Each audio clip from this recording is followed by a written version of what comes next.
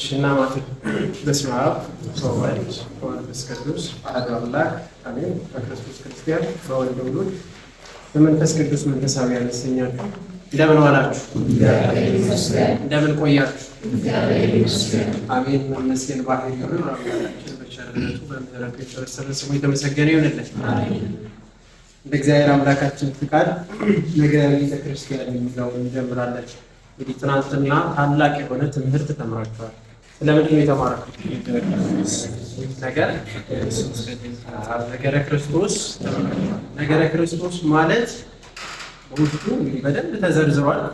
ስለ ክርስቶስ አምላክነት እስከ ሰውነቱ ድረስ በደንብ ተዘርዝሮ ለአዳኝነት ማዳን ትምህርትን ተምራችኋል እና ጌታችን ኢየሱስ ክርስቶስ ወደዚህ ምድር ለመምጣት ታላቅ የሆነ ጉባኤ ወይም ደግሞ ታላቅ የሆነ ምንን ለማዘጋጀት ነው የመጣው? ህዝብ ታላቅ የሆነ ህዝብ ለራሱ ለመለየት ነው የመጣው። እሱ ከብሉይ ኪዳን ጀምሮ የመጣ ነውና፣ ስለዚህ ነገረ ቤተክርስቲያን ስንል እቺ ቤተክርስቲያን የማን መንግስት ናት? የማን መንግስት ናት? የክርስቶስ መንግስት ናት። ስለዚህ ስለ ክርስቶስ መንግስት አሁን ስለ ክርስቶስ ተምረናል። ስለ ራሱ እሱ የመሰረታትን መንግስት ደግሞ እንማማራለን ማለት ነው። ስለዚህ እንደምንማሩ እግዚአብሔር አምላካችን እኔ የምናገርበት አንደበት ለእናንተ ደግሞ የምትሰሙበት እዝነ ልቦና ለሁላችን ያድለን። መልካም። ስለዚህ ነገረ ቤተ ክርስቲያን ወይም ኤክሌሲዮሎጂ ይባላል በእንግሊዝኛው። የቤተ ክርስቲያን ትምህርት መሰረታዊ የሆነ የቤተ ክርስቲያን ትምህርት ነው። ከቃሉ ስንነሳ ምንድን ነው ማለት ቤተ ክርስቲያን የሚለው ከየት ነው የመጣ ከተባለ ኤክሌሲያ ማለት ቃሉ የግሪክ ነው። ምንድነው ያልኳችሁ? ኤክሌሲያ ከሚለው ነው የመጣ። እሱ ምን ማለት ነው? ትርጉሙ ለተለየ ዓላማ የተጠራ ህዝብ። ማን ነው ጠሪ? ማን ነው ጠሪ? ሰዎች አይደለም። ታዲያ ማን ነው ጠሪ? ይገርም ክርስቶስ።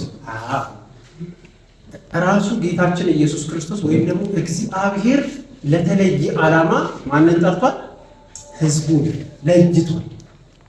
ስለዚህ ያ ለተለየ ዓላማ የተጠራ ህዝብ ለማለት ምንድን ነው የሚባለው? ኤክሌሲያ ተብሎ የሚተረጎመው። ስለዚህ በቤተ ክርስቲያናችን ትርጉም እንግዲህ እንደሚታወቀው በሶስት ፍቺ ይሰጣል። ግን በዋናነት ቤተ ክርስቲያን የሚለው ትርጓሜ ጉባኤ እኛ አሁን ምንድነው? ቤተ ክርስቲያን ወይም ደግሞ የማን ጉባኤ?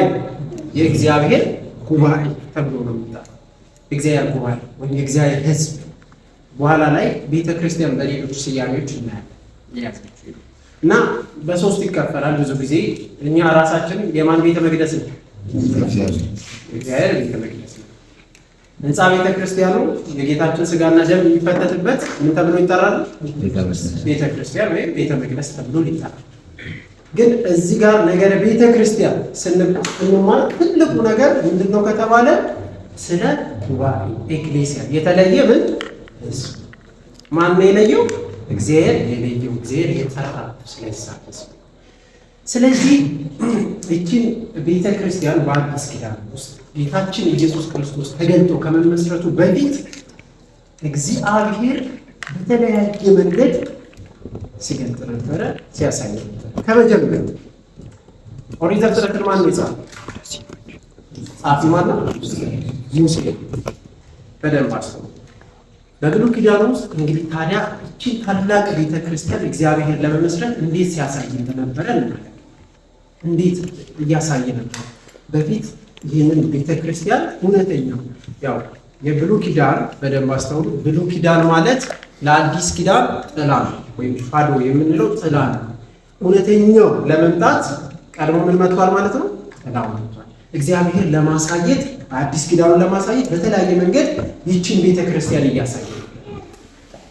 የመጀመሪያው ኦሪት ዘፍጥረት ላይ ሙሴ ሲጽፍ ማዕከሉን ያደረገው ክርስቶስን ነው። እንዳትረሱ። ኦሪት ዘፍጥረት እስከ ራእይ ድረስ ማዕከሉን ክርስቶስ ነው ያደረገው። ክርስቶስ ጋር ደግሞ የክርስቶስ ምን አለች? መንግስት ወይም የክርስቶስ ቤተክርስቲያን አለች። ያንን እያሰበ መንፈስ ቅዱስ እሱ ላይ አድሮ ያንን እያሳሰበ ነው ሲጽፍ የነበረው። እንጂ እንዲያው ዝም ብሎ በደፈና መጽሐፍ ነውና ታሪክ አይደለም መጽሐፍ ማለት። መንፈስ ቅዱስ ያንን እያሳወቀ ነው። ኦኬ ለዛው የመጀመሪያ ጥላና ማለት በንጽጽር እናያለን ማለት ነው። የመጀመሪያው ኤደን ገነት፣ ኤደን ገነት ወይም ደግሞ ገነት በብሉይ ኪዳን ለአዲስ ኪዳን ለሚመጣው ቀድማ አጻጻፉን ስትመለከቱ ስታዩት እዛ ውስጥ እናያለን። ምን የሆነች ናት ማለት ነው? ለአዲስቷ ቤተ ክርስቲያን ምሳሌ ጭምር ናት ማለት ነው። እንዴት ከተባለ ትናንትና ሲያስተምሯችሁ በገነት መካከል ምን ነበረ? በገነት መካከል ምን ነበረ? የሕይወት ዛፍ አለ አይደል? አዳም እንዳይበላው የተከለከለ። ለዛም ዘፍጥረት ምዕራፍ 2 ቁጥር 3 ላይ ታገኛለህ። አዳም ከተባረረ በኋላ ምን አደረገ? ዘት ከለከለ። ወደ ሕይወት ዛፍ እንዳይበላ፣ ወደ ዛች ሕይወት ዛፍ እንዳይበላ። ኦኬ። ስለዚህ በብሉይ ኪዳን ውስጥ በገነት እያሉ አዳምና ሔዋን የሕይወት ዛፍ በመሃሉ የተተከለች ሕይወት የሚሰጥ ነበረች።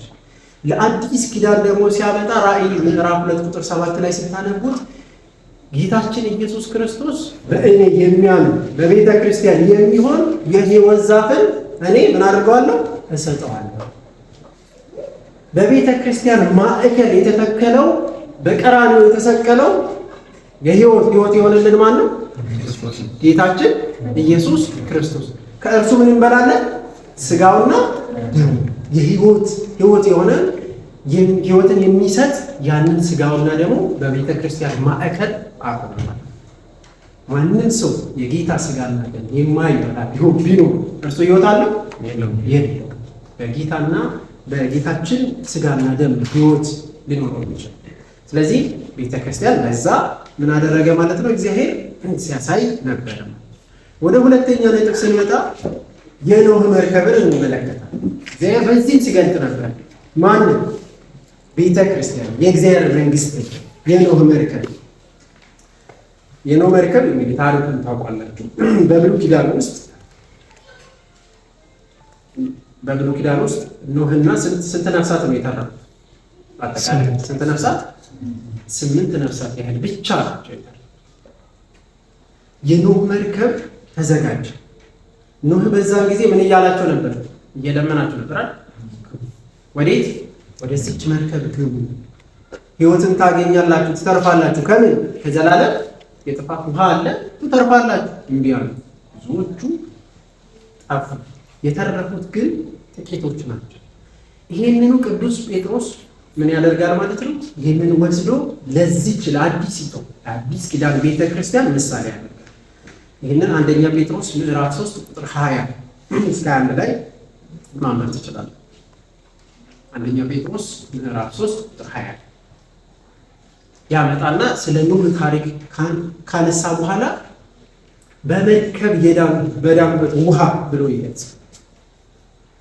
በውሃ የዳኑበት መርከብ ሲያዘጋጅ በውሃ የዳኑበት መርከብ በደንብ አስተውሉ።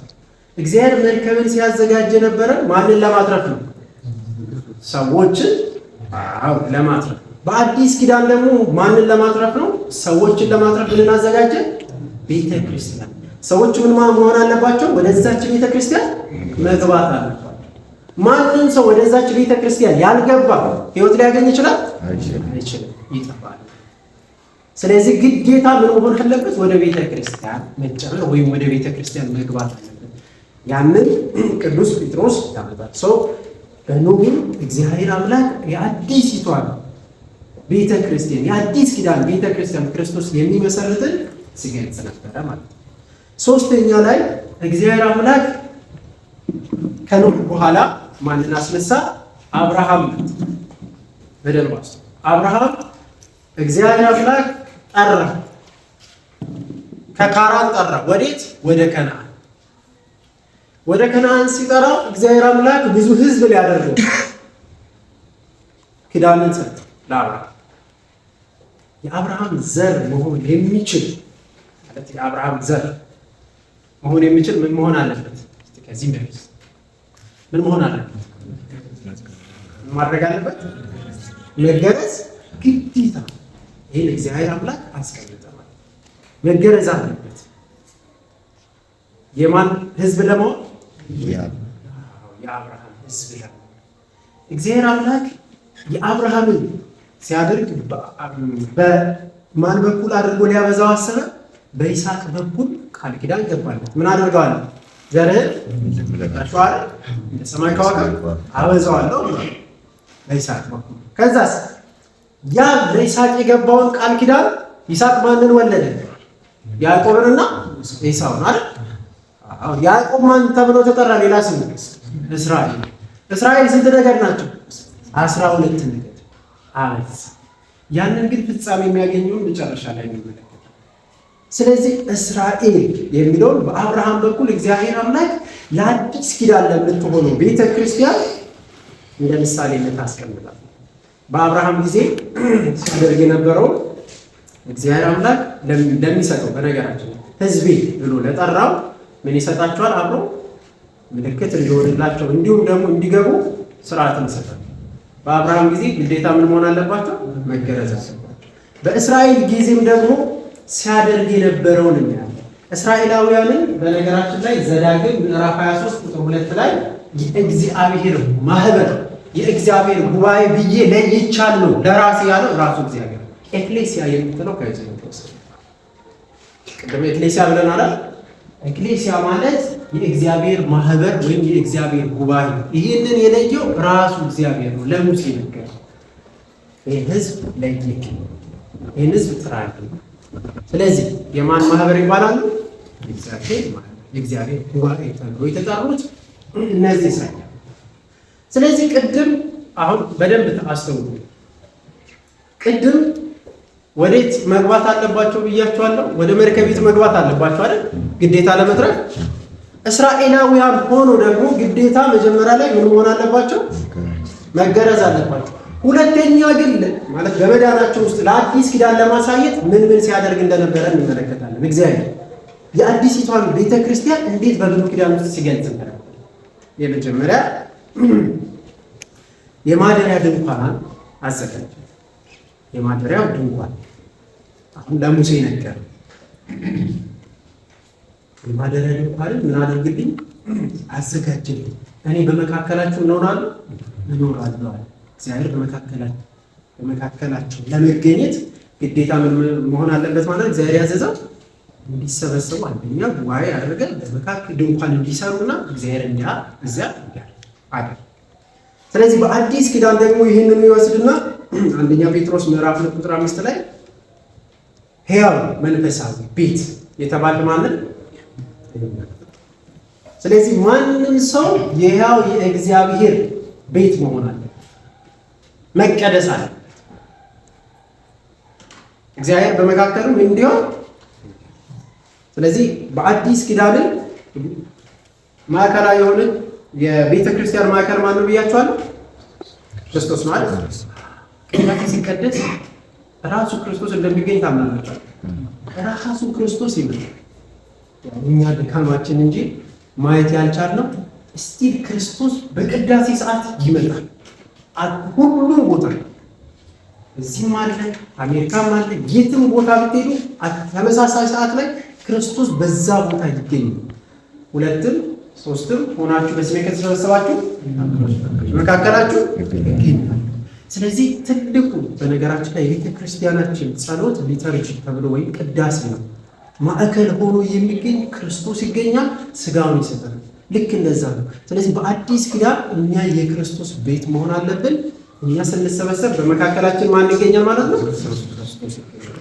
ስለዚህ ይህንን በንጽጽር እግዚአብሔር አምላክ ያሳያል ማለት ነው። ሌላኛው እስራኤላውያንን ምን ሲያደርግ እንደነበረ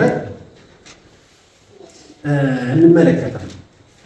በደንብ አስተውሉ። እዚህ ጋር የተወሰነ ላንሳና ወደ ቀጣዩ እናልፋለን። እዚህ ላይ አንድ ታሪክ ታውቃለህ። እስራኤላውያን ለስንት ዓመት ነው የተገዙት? ለግብፅ ስንት ዓመት? 430። በደንብ አስተውሉ።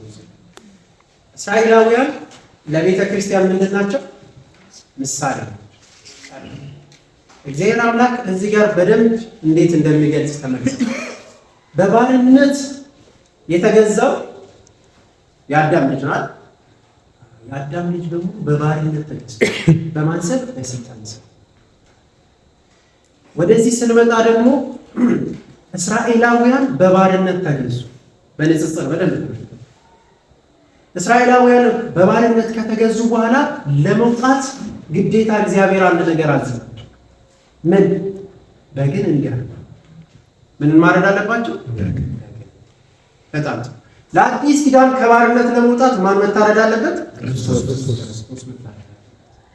በንጽጽር በደንብ ክርስቶስ ከታረደ በጉ ከታረደ በኋላ በጉን ምን አደረጉ? በሉት። በቤቱ መቃኝ ላይ ምን አደረጉ? ቀቡ። መልአኩ መጣና አለፋቸው። ከዛ ወጡ፣ በእምነት ወጡ። ክርስቶስ ስለኛ ምን ሆነ? ታረደ፣ ሞተ። እኛ አየነው። ምን አደረገ? አመኑ፣ ወጡ።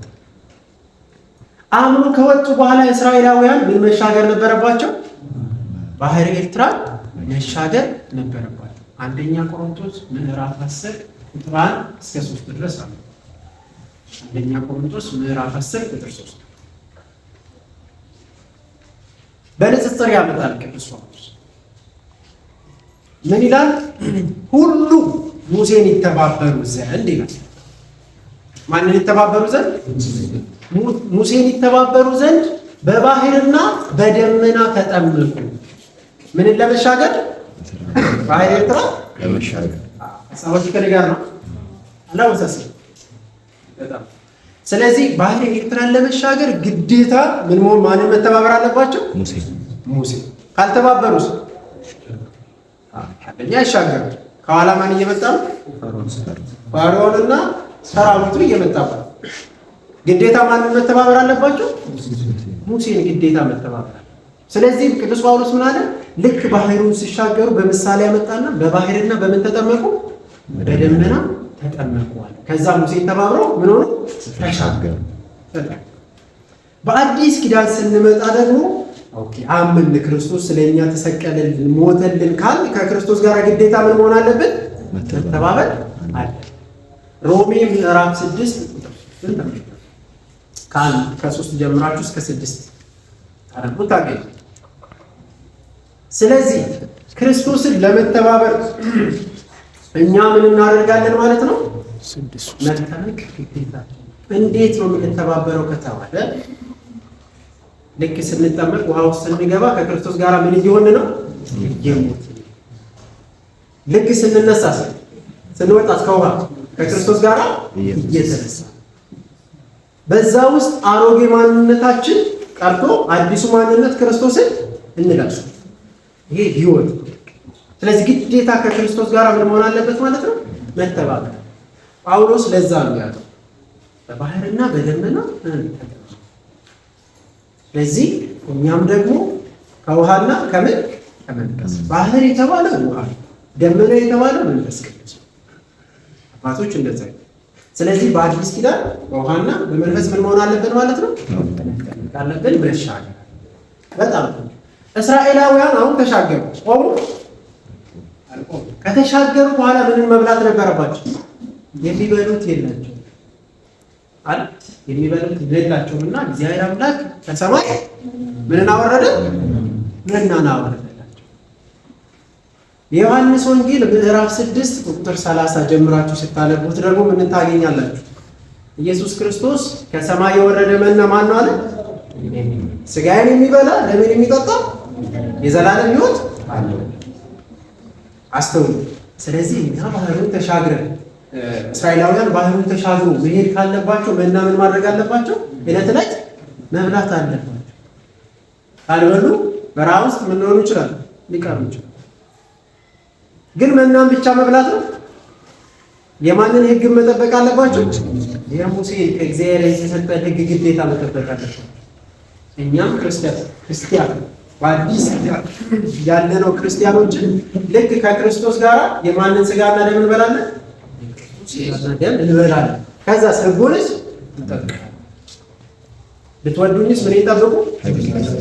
ትእዛዜን። ስለዚህ ትእዛዙን የጠበቀ ስጋውና ደሙን እየበላ የሚሄድ ቴዎሲስ እያደገ ሄድና ወዴት ይገባል? መጨረሻ ወደ መንግሥተ ሰማያት። እነዛስ ወዴት ይገቡ ነበር? መጨረሻ ወደ ከነዓን አይደል? ከነዓን የምትባል ሀገር ነበረች። በቃ ያቺ ማርና ወተት የምታፈልቅ ሀገር የተባለች ወደዛ መግባት ነው መጨረሻቸው። እኛም ደግሞ ዘላለም ሕይወት የምናገኝበት በቃ ይህንን የዓለም ጉዞ የምንጨርስበት ሰማያዊ የሆነ ርስታችን ወደዛ ለመግባት ነው። በንጽጽር እስራኤላውያንን እንዴት እንዳመጣ ሁለቱንም እና እግዚአብሔር አምላክ ደግሞ ሲጠብቃቸው ነበር በእሳት እየጋለበ አይደል? በእሳት እኛም በመንፈሳዊ መለኮት ወይም ደግሞ በመንፈስ ቅዱስ ቤተክርስቲያን እየተጠበቀች ይላል። መልካም ይህንንም አብራርቻለሁ። እግዚአብሔር አምላክ ሕግንና ስርዓትን በሰጣቸው። እሺ ሌላኛው ቤተክርስቲያን ምሳሌ ሆና የምትነሳው ኢየሩሳሌም፣ በብሉይ ኪዳን ኢየሩሳሌም የአዲሲቷ ቤተክርስቲያን ምሳሌ። ኢየሩሳሌም የእግዚአብሔር ስም ያረፈባት እግዚአብሔር አምልኮ የሚቀርብባት ሀገር ነበረች። ስለዚህ በአዲስ ኪዳን ደግሞ ቤተክርስቲያን ምንድናት ማለት ነው? አዲሲቷ ኢየሩሳሌም ለእግዚአብሔር አምልኮ የሚቀርብባት እና የመንፈስ ፍሬ የምናፈራበት እንዲሁም ደግሞ መስዋዕትን የምናቀርብበት ለእግዚአብሔር የከንፈር ፍሬ ለእግዚአብሔር ምን እናደርጋለን? መስዋዕትን እናቀርባለን። ከዛ አንጻር ኢየሩሳሌም ለአዲስ ኪዳን ምሳሌ ነች ማለት ነው። የመጨረሻው ሙሽራይቱ ተብላ የምትጠራው ቤተክርስቲያን ነች። በብሉይ ኪዳን በደንብ አስተውሉ። እስራኤልን እግዚአብሔር ምን ብሎ ይጠራታል? እንደ ሚስት አድርጎ ይጠራታል። በነገር እንደ ሚስት አድርጎ ያ ማለት ለእግዚአብሔር ምንድናት? የተገዛች ነች።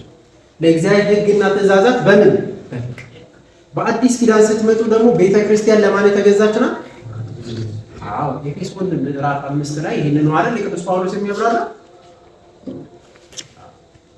ባሎች ሆይ ማንን ውደዱ?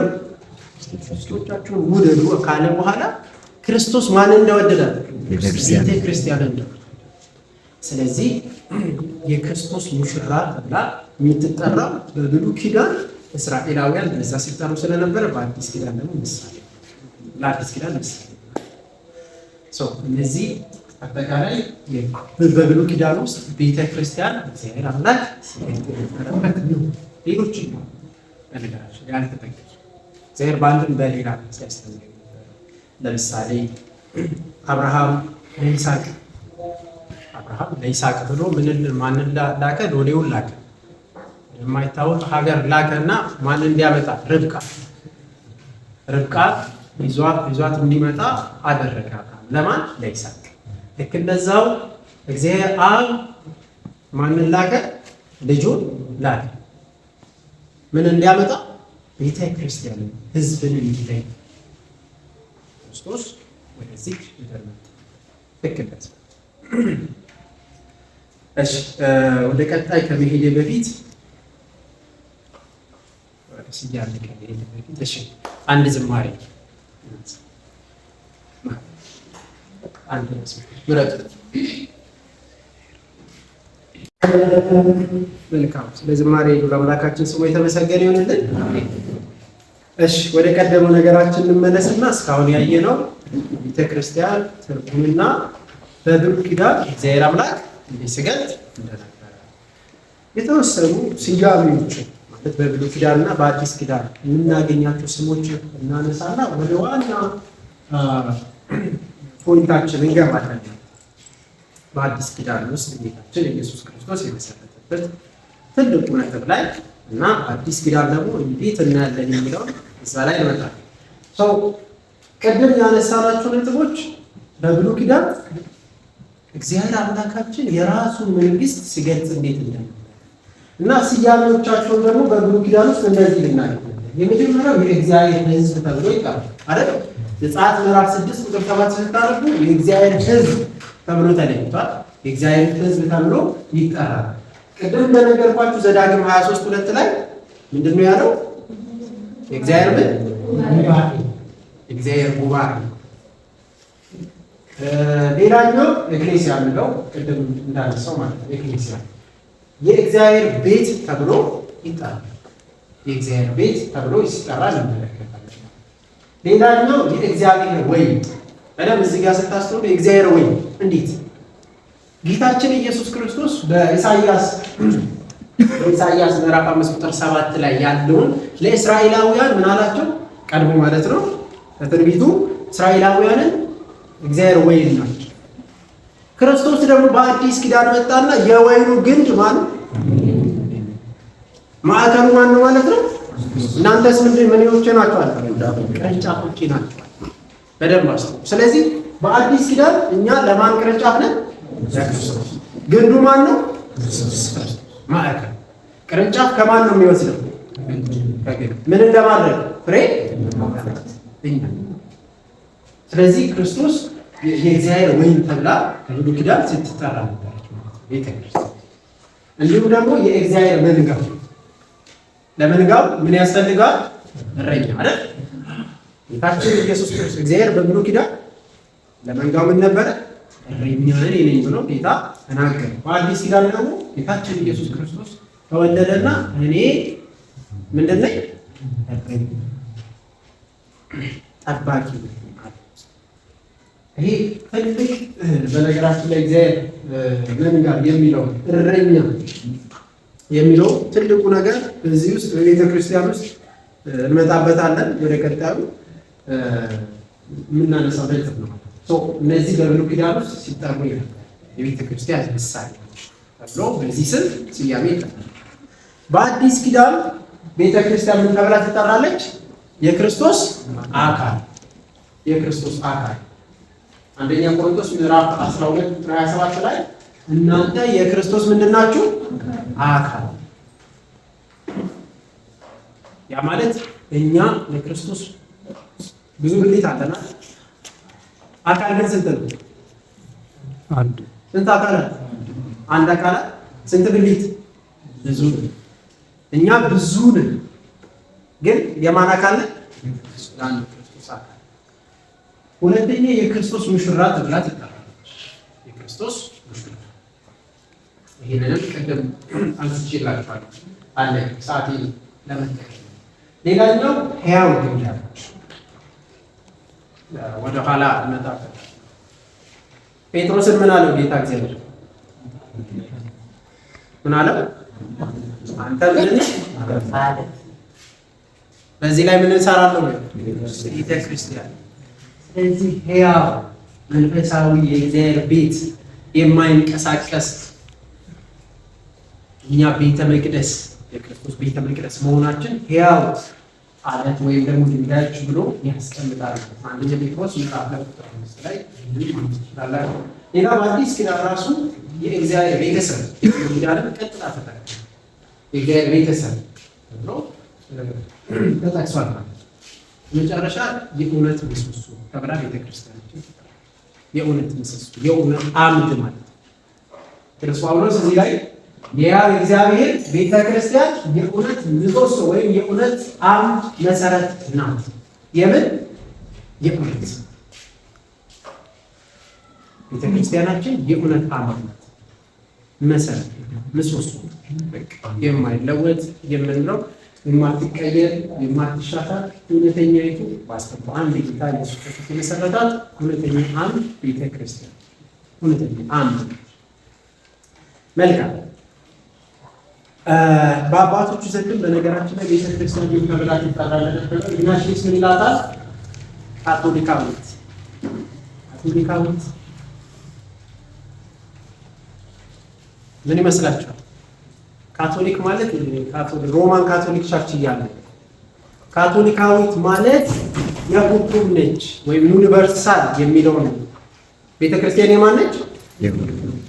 የኔና እናንተ ብቻ ነው። ክርስቶስ ለማን ሞተ? ለዓለም ማለት ለዓለም ሁሉ። ስለዚህ ቤተክርስቲያን የማን ነች? ለዓለም ሁሉ የተሰጠች ለሁሉም እንጂ የሆነ ሰው ለብቻ እንትን ከፍሎ የሚወስደው አይደለም።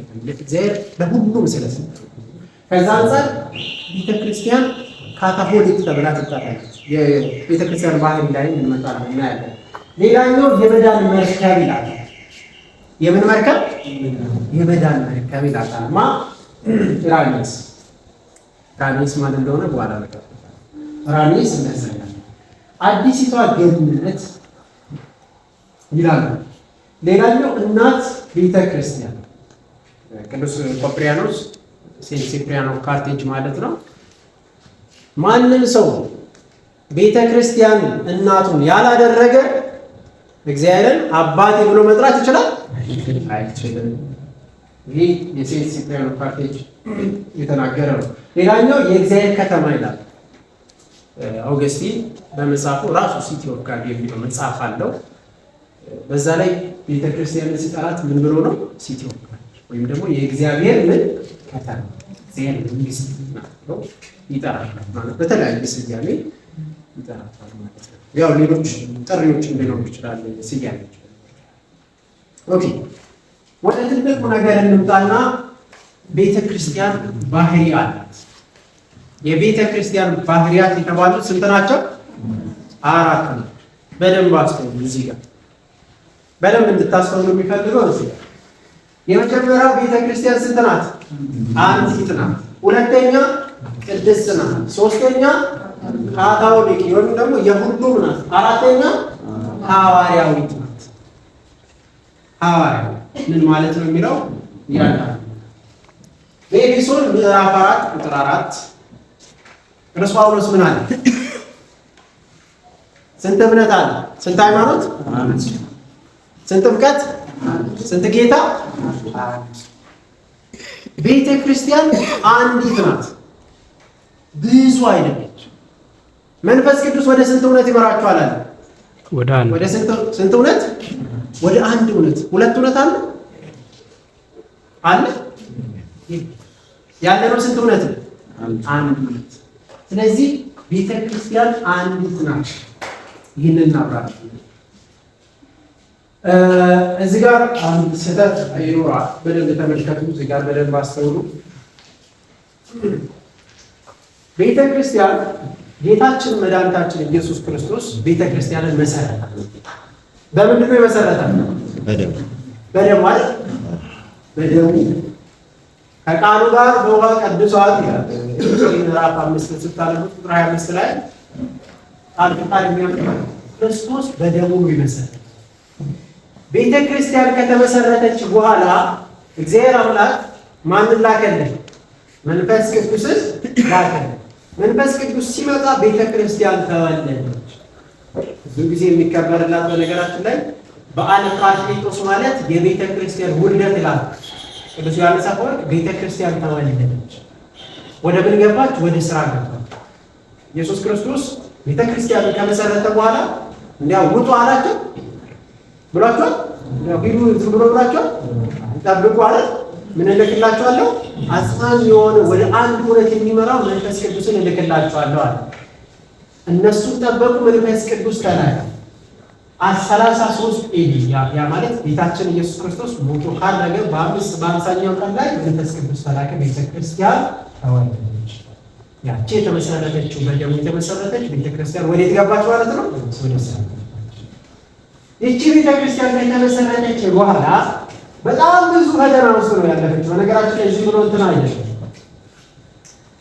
በጣም ብዙ ምንፍቅናዎች ተነስተዋል። ለምሳሌ ኖስቲሲዝም ወይም ደግሞ ግኒስቲኮች የሚያነሱት ምንፍቅና ነበረ። አይሁዳኖች ምንፍቅና ነበረባቸው ማለት ክርስቶስን አልተቀበሉ። ዶሴቲዝም የሚባሉት ምንፍቅና የሚያራምዱ ነበር። ያ ማለት ኖስቲሲዝም የሚቀበሉት ሁለት አምላክ፣ ያ ማለት ጥሩ አምላክ አለ፣ መጥፎ አምላክ አለ እያሉ ይከተሉ። ማቴሪያሊስቲክ የሆነ አምላክ፣ ማቴሪያሊስቲክ ማለት የሆነ የሚታይ በአካል የሚታይ አለ፣ የማይታይ ደግሞ አለ። ያ የማይታየው ወደሚታየው አይመጣም ብሎ የሚያምኑ ነበር። ዶሴቲዝም የሚባሉት ምንፍቅና ደግሞ በዚህ ጊዜ ቅዱስ ዮሐንስ የጻፈው አንደኛው መልእክቱ በዚህ መሰረት አድርጎ ነው። አንደኛው ዮሐንስ ምዕራፍ 2 ቁጥር 9 ስታነቡት ይህንኑ ታገኛላችሁ። ዶሴቲዝም የሚባሉ ክርስቶስ በስጋ መምጣቱን አያምኑም። መጥቷል፣ ግን በስጋ አልመጣም እና ምትሃታዊ የሞተውም የተነሳው ምትሃታዊ አይነት ነገር ነው እንጂ ጭራሽ ክርስቶስ በስጋ አልመጣም ብሎ የሚያምኑ አለ። ለዛ ለመጻፍ ነው ተጠንቀቁ። ክርስቶስ በስጋ እንደመጣ የማያምን ቢኖር እርሱ የማን ተቃዋሚ ነው? የክርስቶስ ተቃዋሚ ነው ብሎ የተጻፈበት በዚህ ሰሞን ነበር። እስከ 100 ኤዲ ድረስ አብዛኛው ሐዋርያት ሲታገሉበት የነበረው ወይስ ምንፍቅናዎች ነበሩ። ከዚህ ትልቁ ቤተክርስቲያን አልፋ መጣ። ያው በጣም ነገስታት ተነስቶ እያረዱ እያሰቃዩቸው መጣና የት ደረስን? 325 ላይ ነው። በ325 ታውቃላችሁ የመጀመሪያው ጉባኤ ተከናወነ። ኒቂያ ጉባኤ ይባላል። መናፍቅ የተነሳው አሪዮስ ተነሳና ምን አለ? ወልድ ፍጡር ነው አለ። ርቱ ስብሐት በመለኮት እናንተና ተባለ። ከዛ ተነሳ። ከዛ በፊት ጉባኤ ማለታችን በፊት እዚህ ጋር እንደምትመለከቱት ዓለም አቀፍ ጉባኤ አለ። ዓለም አቀፋዊ ጉባኤ ተብሎ ይጠራል። ጀነራል ተብሎ ወይም ደግሞ የአጠቃላይ ክልላዊ ተብሎ የሚጠራ አለ። አካባቢያዊ ወይም ደግሞ ሀገረ ስብከት ተብሎ አሁን ላይ ባለው ሀገረ ስብከት የሆነ አሁን የሀገረ ስብከት ነው አይደል? ብቻ የሚጠራ ልክ እንደዛ ሳይሆን ከዛ ይሄ ከዛ የመጡት ያ ማለት ሀገረ ስብከት ላይ ውሰዱና ጳጳሳት ሲኖዶስ ላይ አሁን ለምሳሌ የኢትዮጵያ ሎካል ለብቻዋ ቅዱስ ሲኖዶስ አላት አይደል? በመጀመሪያ ላይ አሪዮስ ሲነሳ ከዚህ ነው። ስለዚህ አሪዮስ ያነሳውን ምንፍቅና እዛ ጋር ተመታ። ግን አሪዮስ በውስጥ ምን እያደረገ ነበር? እያሰረጸ እየሰፋ ነበር። ወደ ነገስታት እየቀረበ እያሰፋ ነበር። ከዛ ወዴት ይመጣል ማለት ነው? አጠቃላይ ክልላዊ ወደዛ እየሰፋ ነበር። መጨረሻ ላይ ምን ተጠራ ማለት ነው? ዓለም አቀፍ ጉባኤ። ከሁሉም አምስት መናብርቶች አሉ። 5 መናብርት አሉ። ያ ማለት የፕትርክና ያላቸው 5 መናብርቶች አሉ። ከዛ ተሰብስበው አሌክሳንድሪያ፣ ኢየሩሳሌም፣ ቁስጥንጥንያ እና ሌሎች ቀሩታሉ። እነዚህ ተሰበሰቡ። ስንት ሊቃውንት ነው የተሰበሰቡ? 381 የሆኑት ተሰበሰቡና ማንን አወገዙ? አሪዮስ ተወገዘ። ስለዚህ በደንብ አስቡ። እዚህ ጋር ያሉት ሊሳሳቱ ይችላሉ። በነገራችን ከተሳሳቱ ማለት ከትን ሊፈጥሩ ይችላሉ። ቤተክርስቲያን በዚህ ደረጃ ትሳሳታለች? አትሳሳትም ጨራሽ። የሆኑ የተሳሳቱት ግን ሊወጡ ይችላሉ። ከዛ በኋላ ግን ቤተክርስቲያን ተብሎ ይጠራሉ? አይጠሩም። አሪዮሳውያን አለ አትናሲዮስ። በነገራችን ላይ አሪዮሳውያን ክርስቶስን ያምናሉ፣ ክርስቲያኖች ነበሩ። ከወጡ በኋላ ግን ክርስቲያኖች ብለን አንጠራቸው። ምን እንላቸዋለን? አሪዮሳውያን እንላቸው። አሪያኒዝም ተብሎ ይጠራል። ስለዚህ በሎካል ደረጃ ተሳሳቱ። በኢኮኖሚካል ደረጃ ግን ቤተክርስቲያን ሁሉ ተሰብስባ ተሳሳተች ማለት ቤተክርስቲያን ምን ሆነች ማለት ነው? ጠፋች። ግን የሆነ ፓርት ሊገር ተገንጥሎ ሊወጣ ይችላል። እዚህ ጋር 381 ያው ቁስጥንጥንያ ጉባኤ አለ። ከዛ የኤፌሶን ጉባኤ ይባላል። ያ ማለት ምንፍቅናዎች ይነሳሉ። በየጊዜው ነው የሚነሳው። ቁስጥንጥንያ ላይ ተነሳ። መንፈስ ቅዱስ አምላክ አይደለም ብሎ መጣ። ኖ አምላክ ነው ብሎ ቤተክርስቲያን ኢኮኖሚካል ካውንስል ቀደም እንዳልኳችሁ በዓለም አቀፍ ተገናኙና አወገዙ። አሁን እዚህ ጋር ምን መጣ? ኤፌሶስ ጉባኤ ላይ ማን ተነሳ? ኒስጥሮስ ተነሳ። ኒስጥሮስ ደግሞ ክርስቶስን በሁለት ከፈለ። መለኮቱ ለብቻ አደረገ፣ ስጋውን ለብቻ አደረገ። ከዛስ ቅዱስ ቄርሎስ ነበር። ምን አደረገ ማለት ነው? አወገዘ፣ ወጣማ። ኒስጥሮስ ብቻ አይደለም የሚወጣው፣ ሲወጡ ማለት ነው። ኒስጥሮስ ከተከታዮች አብሮ ነው የሚወጣው። ብዙ ናቸው። አንድ ሰው ብቻ ብላችሁ አታስቡ። ብዙ ነው። ኦኬ እዚህ ጋር ስንመጣ 451 ላይ ምን ተፈጠረ? ቀጥተኛው ቤተክርስቲያን ከመጣች እችኛዋ ቀጥተኛው ምንላት ኦሪየንታል ኦርቶዶክስ ቸርች ብለን እንጠራት። አሁን ያለው ቤተክርስቲያን እዚህ ጋር ካልሲየር ወይም ደግሞ የኬልቄዶናውያን ተብሎ የሚጠሩት ከእኛ የተለዩት ጉባኤ ሲታይ የኒስጥሮስን ትምህርትን በተወሰነ የተቀበሉ ናቸው። ከዛ ከእኛ ተለዩ ማለት ነው። ከእኛ ከተለዩ በኋላ እነዚህ ሁለት ታያላችሁ። ምንና ምንድን ነው? ሮማን ካቶሊክ ቸርች እና ኢስተርን ኦርቶዶክስ ተብሎ የሚታወቅ። ኢስተርን ኦርቶዶክስ ማለት እንደ ግሪክ፣ ራሽያ የሚባሉት እዛ ኢስተርን ኦርቶዶክስ። እነዚህ እርስ በርስ የተከፋፈሉት 1051 አካባቢ የተለየ ኢስተርን እና ሮማን ካቶሊክ። ከሮማን ካቶሊክ ቸርች ደግሞ 16ኛ ሴንቸሪ ላይ ማንመጣ ፕሮቴስታንቲዝም እቺ ትንሽ እዚህ ጋር የነበረች ወደዛች መምጣት እዚህ ጋር ታያችኋል። እቺኛ ሪፎርም የምትለው እዚህ ጋር አለ እንትኑ መስከረም ይሄ ወደዚህ ከዚህ በኋላ ከፕሮቴስታንት በኋላ ማአታሊ አሁን ፕሮቴስታንት አንድ ይመስላችኋል አይደል? ፕሮቴስታንት ሲባል በቃ ሁሉም ተመሳሳይ ነው፣ ግን አይደለም። እዚህ ውስጥ ያሉት ራሱ አናባፕቲስት የሚባሉ አሉ፣ ሉተራን የሚባሉ አሉ፣ ካልቪኒስት የሚባሉ አሉ፣ ፔንቴኮስታል የሚባሉ አሉ። በጣም ብዙ ናቸው። ዲኖሚኔሽናቸውን በደንብ እናያለን። እነዚህ ሁሉ የበዙት የየራሳቸው ትምህርት ይዘው የተከፋፈሉ ተበታተኑ። ቤተ ክርስቲያን ስንት ናት ብያቸዋለሁ? ሁለተኛ የጌታ ቤተ ክርስቲያን የኤፌሶን ጉባኤ ላይ የተወሰነውን ብቻ ነው የሚቀበለው። ኤፌሶን ላይ ከተጻፈ ውጪ አልቀበልም ብላ ጸንታ የቆየች ኦሪየንታል ቸርች ትባላለች። ኦሪየንታል ቤተ ክርስቲያን ለምሳሌ እነማን?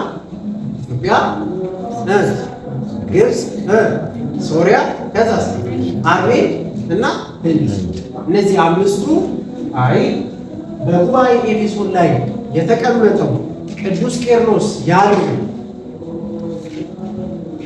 ያ ማለት ስግው ቃል ብሎ ክርስቶስን የገለጸው ስግው ቃል አንድ የተዋሃደ ብሎ ገለጸ። ያንን የተቀበለችው እቺ ቤተክርስቲያን ኦሪየንታል። ስለዚህ አንዲት የተባለችው የምትቀጥል እና ቤተክርስቲያን በሙላት ትምህርቱ ያለ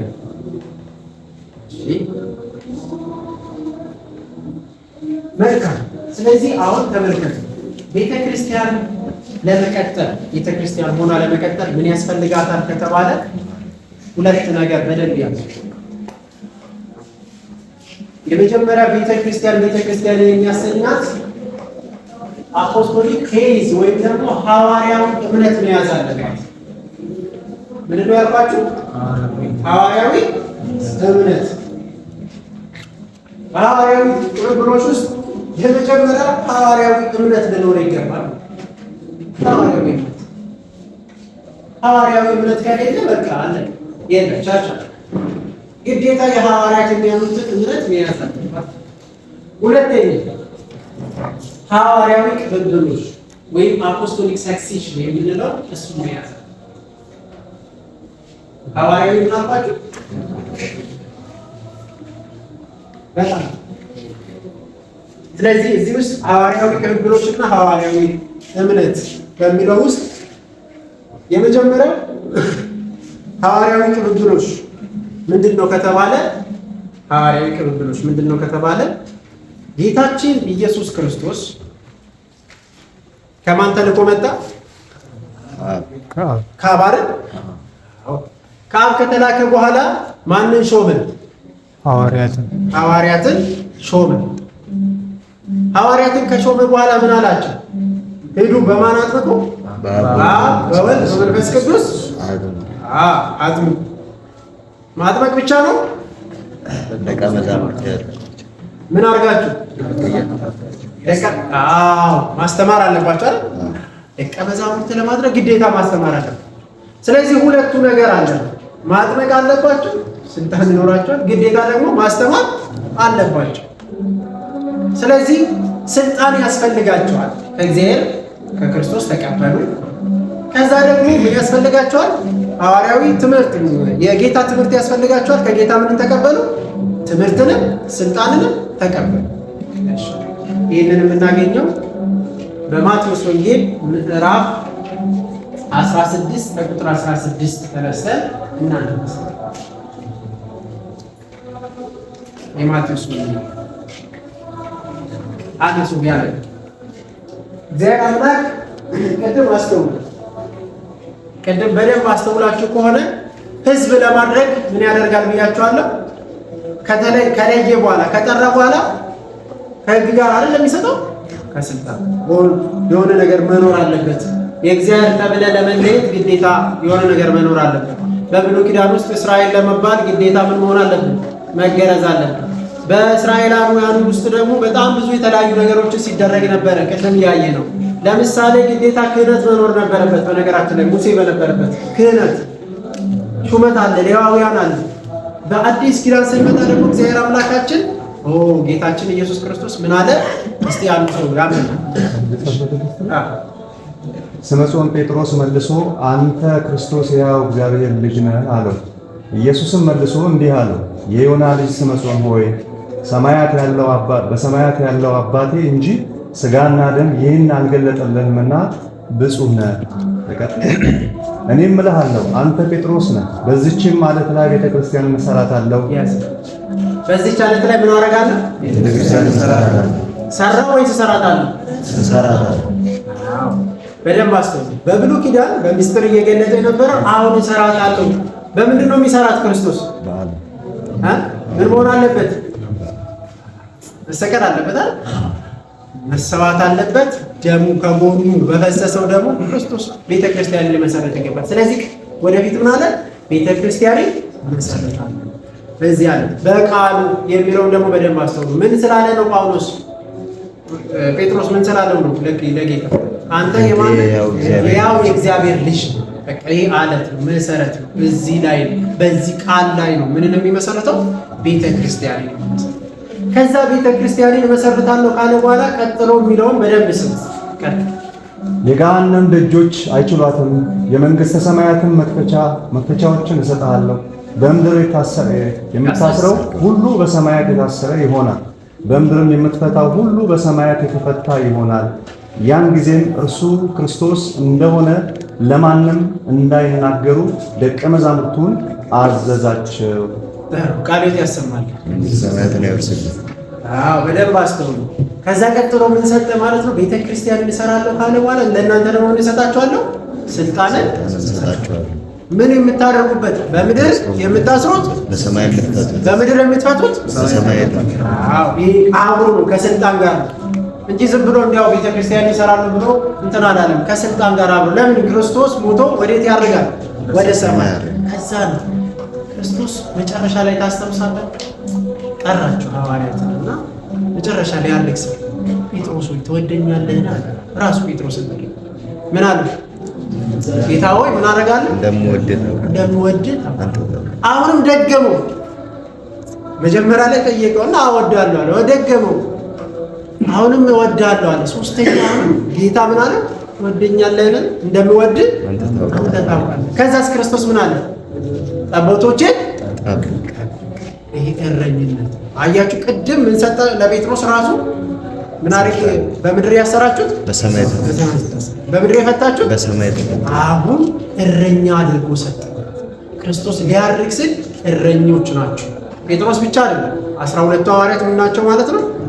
እረኞች፣ የመንጋ ጠባቂ እንዲሆኑ እግዚአብሔር አምላክ ሰጠ ማለት ነው። በደንብ አስተውሉ። ስለዚህ ይህ ስልጣን ምን መሆን አለበት? ሐዋርያት ከሞቱ በቃ ያልቃል፣ ይቆማል። መቆም አለበት የለበትም። ስለዚህ ምን መሆን አለበት? መቀጠል አለበት። ለመቀጠል ደግሞ ግዴታ ሐዋርያት ምን ሲያደርጉ እንደነበረ እንመለከታለን። ሐዋርያት ምን ሲያደርጉ እንደነበረ እንመጣበታለን ማለት ነው። ሐዋርያት ግዴታ እጅ በመጫን ስልጣንን መስጠት ነበር። ምን በመጫን? እጅ በመጫን። እጅ ጭናል። በፕሮቴስታንት ዘንድ ሰምታችሁ ከሆነ ነቢይ አለ፣ ነብይ ነን ባዮች አሉ፣ ሐዋርያ ነን ባዮች አሉ አይደል? አዎ። በነብይ ደረጃ በመጽሐፍ ቅዱስ ውስጥ አንድ ቦታ የተሾመ ነብይ አለ ማለት ከአዲስ ኪዳን የምታውቁት አለ? ነብይነት ከተነሳ የጸጋ ስጦታ ያ ማለት ምን ማለት ነው? ከቤተ ክርስቲያን አንዱ በራእይ ማየት ነገሮቹን ገልጦ ማስተማር እግዚአብሔር መንፈስ ቅዱስ የሚሰጥ እንጂ የሆነ በሹመት ደረጃ ሐዋርያት ማንንም ሾሟል አልሾሙም። እንደዚህ ብሎ ማንንም አልሾሙም። ከሐዋርያት በኋላ ሐዋርያ ነው ተብሎ የተጠራው ቀጥታ ጌታን ካገኘው ማን ነው? እሱ ጳውሎስ አይደል? ከጳውሎስ ውጪ እንደዛ ተብሎ የተጠራለ የለም። የመጀመሪያዎቹ ሐዋርያት ተብሎ የሚጠሩት እነዚህ። ከዛ በኋላ የሚሾሙ ግን ምን ተብሎ ይጠራሉ? ሐዋርያዊ ተብሎ ይጠራሉ። ለምሳሌ ሐዋርያን አበው ወይም ደግሞ ሐዋርያትን ምን ያደረጉ ማለት ነው? የተከተሉ ከሐዋርያት ምን ያገኙ? ትምህርታቸውንም ስልጣናቸውንም ያገኙ። ትምህርታቸውንም ያገኙ ስልጣናቸውንም ያገኙ።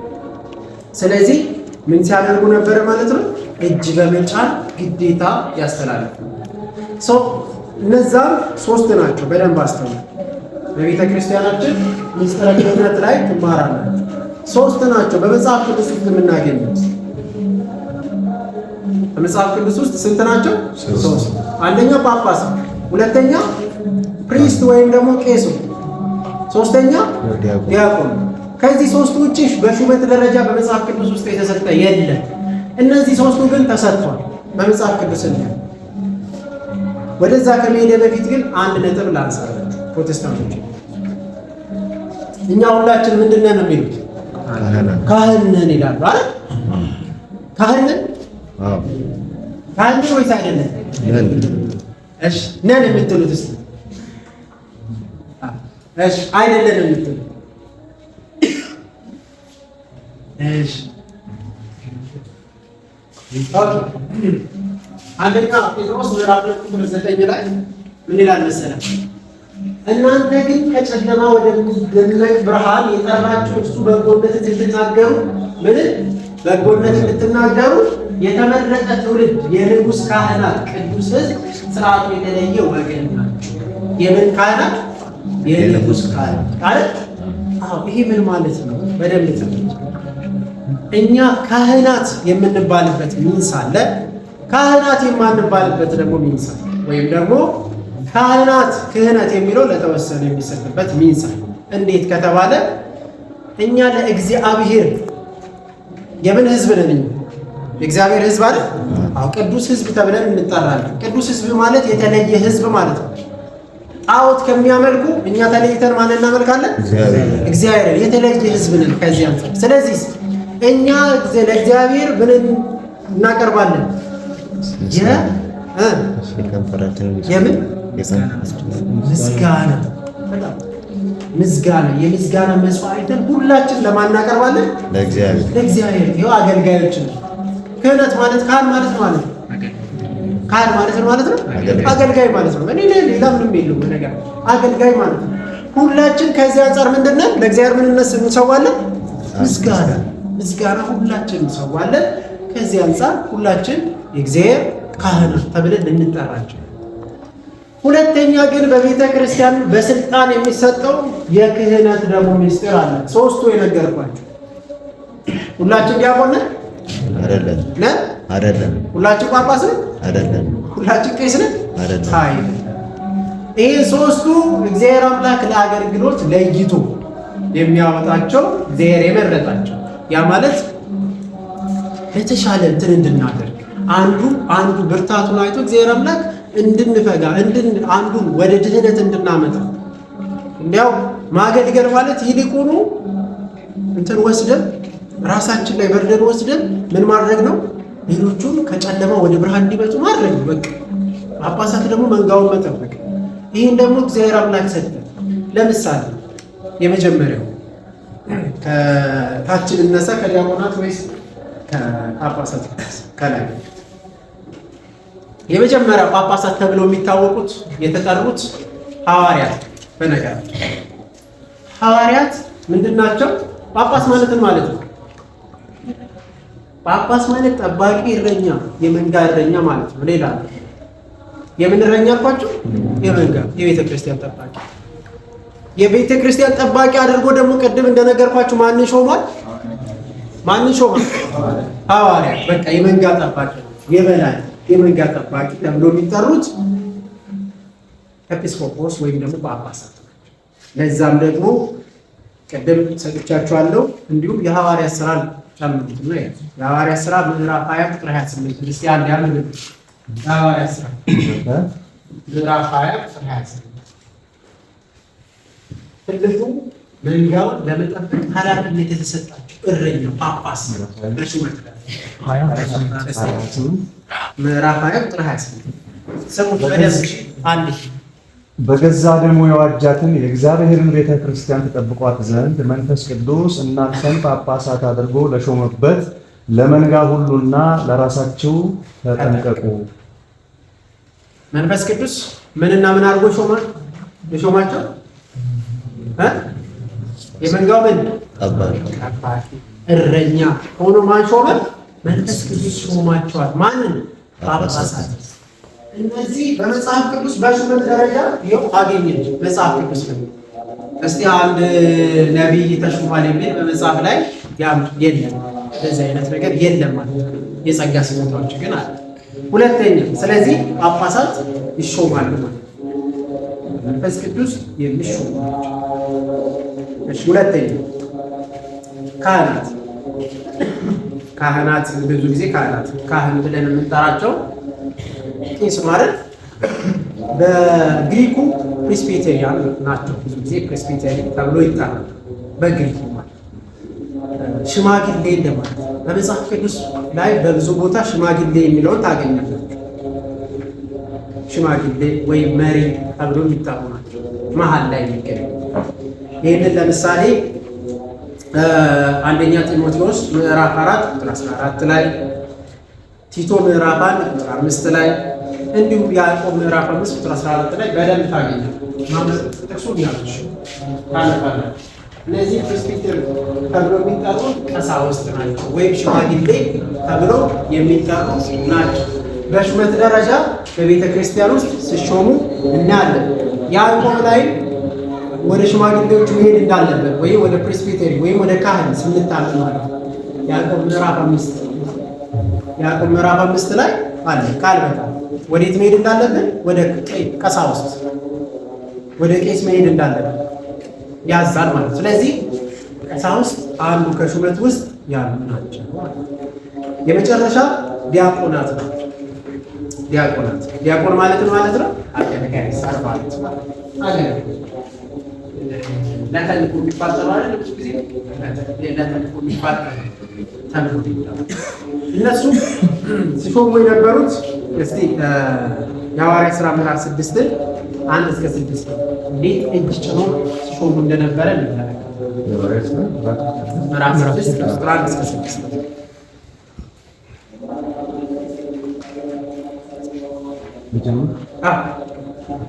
በዚያም ወራት ደቀ መዛሙርቱ እየበዙ ሲሄዱ ከግሪክ አገር መጥተው የነበሩት አይሁድ በአይሁድ ኖረው በነበሩበት አይሁድ አንጎራጎሩባቸው። በየቀኑ በተሰራው አገልግሎት መበለቶቻቸውን ችላ ይሉባቸው ነበርና 12ቱም ደቀ መዛሙርት ሁሉን ጠርተው እንዲህ አሏቸው፣ የእግዚአብሔርን ቃል ትተን ማዕድ እናገለግል ዘንድ የሚገባ ነገር አይደለም። ወንድሞች ሆይ በመልካም የተመሰከረላቸውን መንፈስ ቅዱስና ጥበብንም የሞላባቸውን 7 ሰዎች ከእናንተ ምረጡ፣ ለዚህም ጉዳይ እንሾምባቸዋለን። ስንት ሰው? 7 ሰው። እንዴት አድርጎ እንደሾሙ ደግሞ እስቲ ቀጥለን።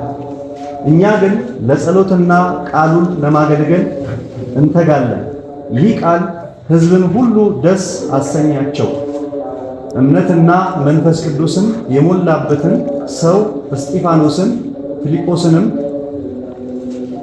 ጤዎኮሮስንም፣ ኒቆሮንም ቲሞናንም ያሽላለፈው በሐዋርያት ፊት አቆሟቸው። በሐዋርያት ፊት ምን አደረጋቸው? አቆሟቸው። ከዛስ ከጸለዩም በኋላ እጃቸውን ጫኑባቸው። ከጸለዩም በኋላ ምን አደረጉ? እጃቸውን ጫኑባቸው። ከዛ ምን አደረጉ ማለት ነው? ሹመትን ሰጣቸው።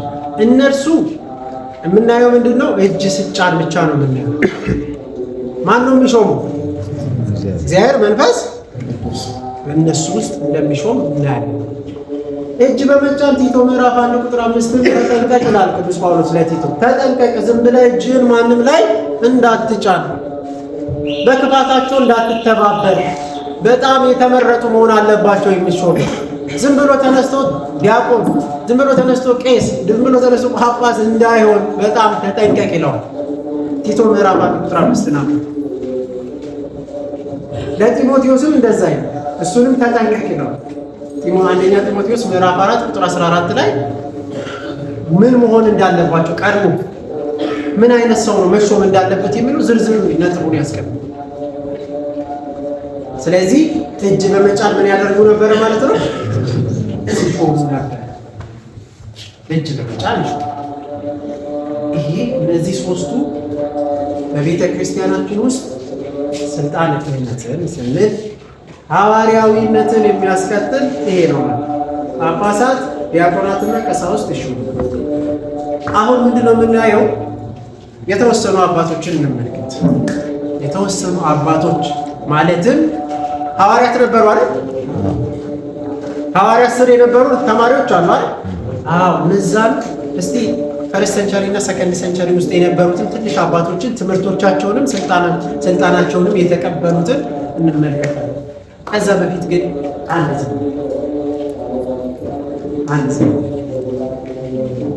ዝማሬው ለምን አምላካችን ስሙ የተመሰገነ ይሁንልን።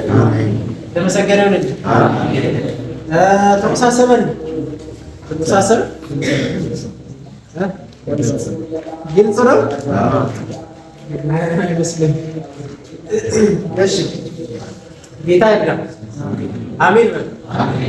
ጌታችን ከረዳን ለመጨረስ እንሞክራለን እና እስካሁን ሁለተኛ ምዕራፍ ውስጥ ገብተናል። ወደ ሶስተኛ ምዕራፍ ያዙና ቀደም ምን አይተናል ማለት ነው? ስልጣነ ክህነት ውስጥ ስንት ነው የሚሰጠው? እስቲ ልጠይቃችሁ። አብርሃም ምንድን ናቸው? ቀሳውስት አይደል? እንዴት ነው የሚሰጣቸው? እጅ በመጫን ስልጣን ክህነት ይሰጣል ማለት ነው። በጣም ከዛ በፊትም አይተናል አይደል?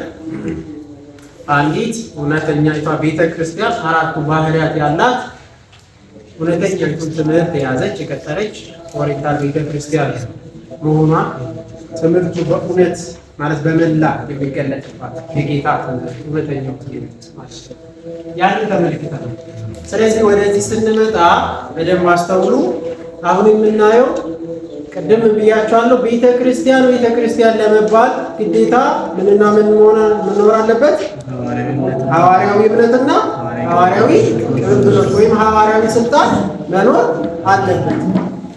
የመጀመሪያው ሐዋርያዊ እምነትን ማን ተቀበለ? እንዴት ነው የተቀበሉት? ያስተላለፉት እነማን ናቸው? ስልጣናቸውን የተቀበሉት እነማን ናቸው? የሚለውን የተወሰኑ እናያለን። ከዛ ወደ እኛ ቤተ ክርስቲያን እንመጣለን። ኦኬ፣ በዚህ ላይ ከታዩአችሁ በደንብ የተወሰኑ እናያቸው። እነዚህ እዚህ ላይ የምትመለከቷቸው ጌታችን ኢየሱስ ክርስቶስ አለ አይደል? ከላይ ስንት ሐዋርያትን አስተማራቸው? 12። አንዱ ጠፋ፣ ማን ተተካ? ማትያስ ተተካ። የሐዋርያት ሥራ ምዕራፍ 1 ቁጥር 20 ላይ ተመልከቱ። እዛ ላይ ጳጳሳት ይላል። በነገራችን ላይ ሹመቱ ይወሰድበት ነው የሚለው ይሁዳ ተጽፎበታል። ያው በመዝሙረ ዳዊት ላይ ስንት እንደሆነ ማላስታውስ እንዲህ ተብሎ እንደተጻፈበት ሹመቱ ይወሰድ ማለት ነው። የጳጳስ ብሎ የጵጵስናን ስም ጠርቶ ነው እዛ ላይ የሐዋርያት ሥራ ምዕራፍ 1 ቁጥር 20 ላይ የይሁዳ ተወሰደበት፣ ማን ተተካ? ማትያስ ተተካ። ሐዋርያት 12 ግን አብዛኛው መጽሐፍቶችን የጻፉና ሲያስተምሩ የነበሩት እነዚህ ናቸው። ጳውሎስ አለ አይደል? ጴጥሮስ፣ ዮሐንስ፣ ያው ሌሎችም ማለት ወንጌላት የጻፉት ያው ሐዋርያት አይደሉም። ለምሳሌ ማርቆስ ሐዋርያት አይደለም ማለት ከስንት አርድእት ውስጥ ነው የሚካተተው? 72 አርድእት ውስጥ ነው የሚካተተው ማርቆስ። ስለዚህ በዋናነት ሶስቱን እንመልከት። ጳውሎስ አለ፣ ጴጥሮስ አለ፣ ዮሐንስ። የጳውሎስ ደቀ መዝሙር የነበረ ማነው? ክለመንጦስ ዘሮም ወይም ቀለመንጦስ፣ የሮማው ቀለመንጦስ ተብሎ ይታወቃል። ቀጥታ የቅዱስ ጳውሎስ ደቀ መዝሙር ስላላኪነት የነበረው ቀጥታም የተሾመው በቅዱስ ጳውሎስ። የሮማ ቤተ ክርስቲያን ጳውሎስ የት ነው የተሰየፈው? ሮም ላይ ተሰየፈው። ስልጣኑን የሰጠው ለቀለመንጦስ ዘሮም ወይም ደግሞ ቀለመንጦስ። ጴጥሮስ ቅዱስ ግናሽየስ፣ በነገራችን ላይ ግናሽየስ በሁለቱ ከጴጥሮስ ጋር ቀለመንጦስ ለጴጥሮስም ነበረ፣ እንደ ደቀ መዝሙርም ጭምር ነበረ። ኢግናቲዮስ ኦፍ አንቲዮክ እና ፖሊካርፕ የቅዱስ ዮሐንስ ደቀ መዝሙር ናቸው። ቀጥታ ሁለቱ ኢግናቲዮስ ማለት በአማርኛ ማለት ነው አግናጢዮስ ብጡለ አንበሳ ብለን አግናጢዮስ ብጡለ አንበሳ በአንበሳ የተበላ ማለት። ይህ ታላቅ ሰው ስለ ክርስቶስ ብሎ በአንበሳ ነው የተበላ። በአንበሳ ነው የተበላ። ፖሊካርፕ ደግሞ የእሱ ጓደኛ ነው። ይሄኛው ኢግናቲዮስ ሰባት መልእክታትን ጽፏል። ከሰባቱ መልእክታት ለፖሊካርፕ ለጓደኛው ምን ጽፏል? አንድ መልእክት ጽፏል።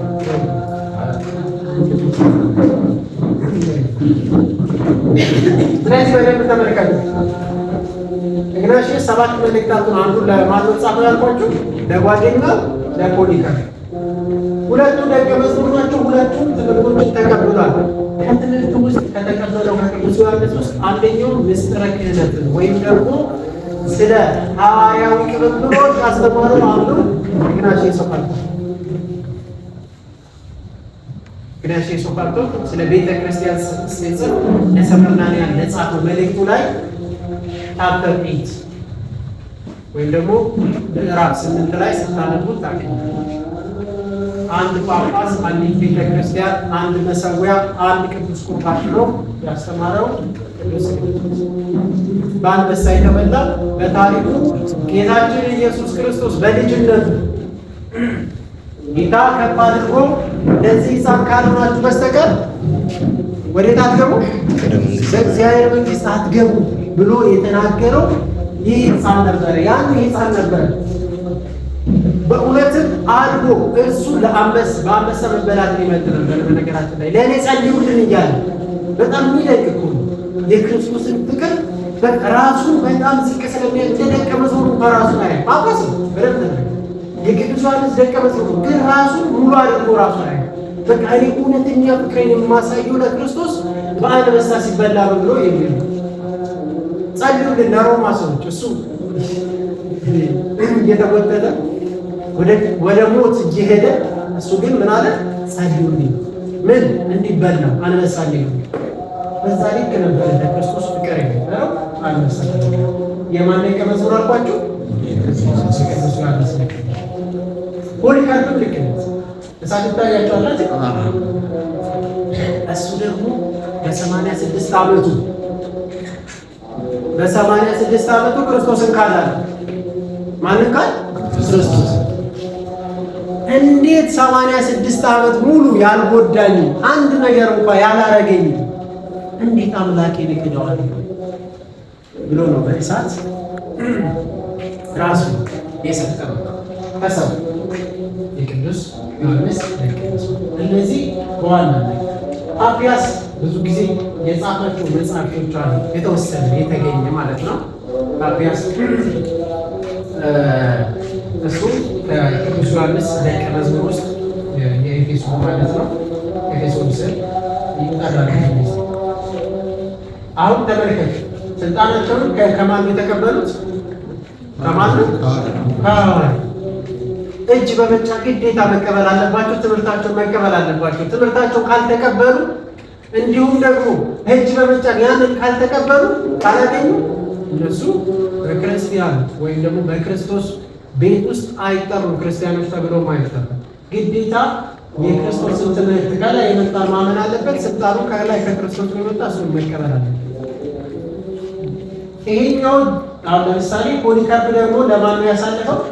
ለእራኒስ ነው። ለእራኒስ እራኒስ የማን ደቀ መዝሙር ነው? የፖሊካርፕ ደቀ መዝሙር። ተመልከቱ። እራኒስ ለምሳሌ አራቱ ወንጌላትን ወንጌል ነው ብሎ የለየልን እራኒስ ነው። ወንጌል እንደዚህ ተሰብስቦ አልነበረ ማለት አሁን ላይ 80 ምናምን ብለን እንደዚህ አልተሰበሰበም። በነገራችን ያኔ ወንጌልም የተወሰነ ተጽፎ ከተጻፉት ውስጥም ደግሞ ማለት ወንጌላት ተጽፏል። ግን ወንጌልን የሚመስሉ ኖስቲኮች ቅድም ያልኳችሁ መናፍቃኖች ይጽፋሉ። የማርያም ወንጌል አለ፣ የቶማስ ወንጌል አለ። በቃ በሐዋርያት ስም ይጽፋሉ። ዝም ብሎ ነው የሚጽፉት። ከዛስ ክርስቲያኖች ምን ያደርጋሉ ማለት ነው? ያሳስታል። ራሱ የማርቆስ ወንጌልም አለ፣ ሌላ ወንጌል ማለት እውነተኛውን ወንጌል ለይቶ አራቱ ወንጌል ብቻ ነው ከ19 ነው 20 አራቱ ብቻ ነው ብሎ የለየልን እራኒስ። ከማን የተቀበልነው ብሎ ከፖሊካርፕ። ፖሊካርፕ ከማን ከቅዱስ ዮሐንስ ጋር በነበረበት የነበረው ቀጥታ የተላለፈለት ለየ ማለት ነው። ስለዚህ ያንን በምንድን ነው የለየው ከተባለ በትምህርት አንደኛ በትምህርት ለምን ትምህርቱን ያውቃል። ትምህርቱን ያውቃል። ከማን ተቀበለ ትምህርቱን? ከዮሐንስ ቀጥታ መጥቶለታል። ከጌታ የመጣውን ትምህርት ስለሚያውቅ ማንም ሰው ጽፎ እሱን ሊሸውድ አይችልም። ቀጥታ እና መለየት ይችላል ማለት ነው። ሌላኛው አሁን ደስ የሚል ብዙ ጊዜ የእራኒስ ሰማዕቱ ቅዱስ ዮስጢኖስ ማለት ነው። በአማርኛው ሰማዕቱ ቅዱስ ዮስጢኖስ አንድ ዘመን ውስጥ የነበሩ እንዲያውም ይቀርባል። ደስ የሚል ለእራኒስ ይቀርባል። እሱም ሰማዕት ብሎ ያለፈ በጣም ብዙ መጽሐፍቶች አሁን ትልቅ መጽሐፍ ተተርጉሟል። ስለሱና ስለሱ መጽሐፍ የሚገልጽ ካገኛችሁ አሁን ቅብብሎቹን ለማየት በደንብ ተመልከቱ። እነዚህ እስከ 200 ኤዲ ውስጥ የነበሩ 200 ኤዲ ያ ማለት 33 ኤዲ ማለት ቤተክርስቲያን ቀደም ምን ሆነችበት ናልኳችሁ የተመሰረተችበት የተወለደችበት እዚህ ጋር ከዚህ እስከ 200 ዓመታት ማጋገር ማለት። ስለዚህ ይሁት እራኒስ ጀምሮ እራኒስ ወደ ማን አስተላለፈ? ሂፖሊተስ አማርኛው ወይም ደግሞ በሃይማኖት አበው ውስጥ የምናገኘው አቡሊስ ተብሎ አቡሊስ ተብሎ ይታወቃል። ሂፖሊተስ ተብሎ የሥርዓት መጽሐፍት ጭምር የጻፈ ታላቅ አባት ቤተክርስቲያን ብዙ መጽሐፍቶች አሉ። እነዚህ ሁሉ ትምህርታቸውንና ስልጣናቸው ከማን ተቀበሉ ማለት ነው? ከራሱ ከጌታ ኢየሱስ ክርስቶስ። ስልጣኑ ከጌታ ነው፣ ትምህርቱ ከማን ነው? ግዴታ ጌታ ኢየሱስ ክርስቶስ ለሐዋርያት ሰጠ፣ መሰረት አደረጋቸው አይደል? በማን መሰረትነት ላይ ታነጻቸው አልተባለ? በሐዋርያትና በነቢያት። ስለዚህ ሐዋርያዊ መሆን አለበት። መሰረታችን እነሱ ናቸው። ክርስቶስ እነሱ ላይ መስርቶናል። እነሱ ማንም ሰው ቢመጣ ትምህርቱን ተቀብሎ ወዴት መጨመር አለበት? ወደ እነዚህ ትምህርትና ቅብብሎች ውስጥ መሆን አለበት። ለዛ ማንም ሰው ተነስቶ አሁን ሎጂካሊ የምናየው ማለት ነው። ወደ ፕሮቴስታንት ስንመጣ ትልቁ ነገር ያው ሐዋርያዊ ቅብብሎች ካለች ሐሰተኛ መምህርና ከመናፍቃን ምን ይሆናል ማለት ነው? ትጠበቃለች። ሐዋርያዊ ቅብብሎች አለና ለምሳሌ ያ ዮሐንስ ወንጌልን ሰጥቼ ተርጉምልኝ ብል ፕሮቴስታንት ጋር ብትሄዱ ቢያንስ 4 ትርጉም ይኖር ወይ 5 ከዛ በላይ ነው። አንዳንዱ ዮሐንስ ወንጌል ምዕራፍ 3 ቁጥር 5 ማለት ነው ሰው ከውሃና ከመንፈስ ካልተወለደ በቀር ወዴት አይገባም? ወደ እግዚአብሔር መንግሥት አይገባም። ኦኬ አንዱ መጣና ጥምቀትን ላለመቀበል ምንድን ነው ያለው? ይሄማ የእግዚአብሔር ቃል ነው እንጂ ጥምቀት አይደለም አለ። አንዱ መጣ። ይሄ ከፕሮቴስታንት ዲኖሚኔሽን አንዱ ደግሞ ሌላኛው መጣ ደግሞ ምን ብሎ ተረጎመ? ይሄማ ከሴቶች ከመውለዳቸው በፊት የእንግዴ ልጅ የእንግዴ ውሃ የሚባለው እሱ ነው እንጂ ይሄ ጭራሽ እንትን አይደለም ብሎ የተረጎመ አለ። አልፎ ደግሞ አይ ጭራሽ የብሉይ ኪዳኑ ጥምቀት ነው የዮሐንስ ጥምቀት ነው እንጂ የአዲስ ኪዳን አይደለም ያለ አለ። ደግሞ መልሶ ከፕሮቴስታንት ዲኖሚኔሽን ሉተራን ደግሞ ብትሄዱት አይ ይሄማ የአዲስ ኪዳን ጥምቀት ነው ብሎ ደግሞ ይተረጉማል። ስንት ትርጓሜ ያገኛችሁ? ቢያንስ አራት ከዛ በላይ አስቡት። አራቱን ከተረጎሙት ሲቶሩ ምን ይሆናል ማለት ነው? ትምህርታቸው ይበታተናል፣ ዲኖሚኔሽናቸው ይበታተናል። የጌታ ቤተክርስቲያን ግን ትርጓሜ አላት። አንድ ትርጓሜ እኔ ተነስቼ ቢተረጉም እሱ ተነስቶ ቢተረጉም እሱን ተነስቶ ለብቻ ቢተረጉም ቤተክርስቲያን ውስጥ መቆየት እንችላለን? አንችልም። ስለዚህ ማንን መጠየቅ አለብን? ወደ ኋላ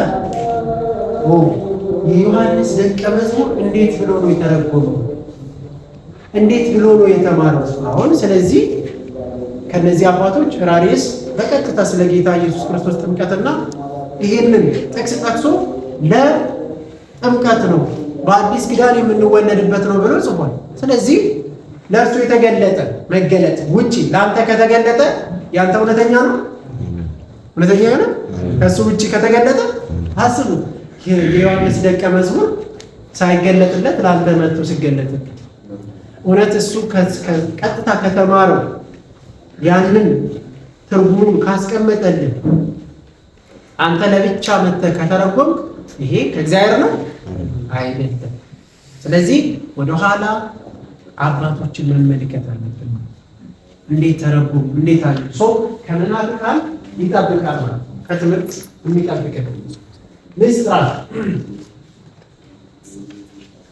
ቅዱሳን ምስጢራት ወይም ደግሞ ምስጢረ ቤተክርስቲያን ብለን የምናውቀዋለን። እሱ መኖር የሚችለው ሐዋርያው ቅዱስ ብቻ ሎጂካሊ ነው። ስልጣን አንተ ባይሉ ስልጣን ልሰጠኝ ትችላለህ?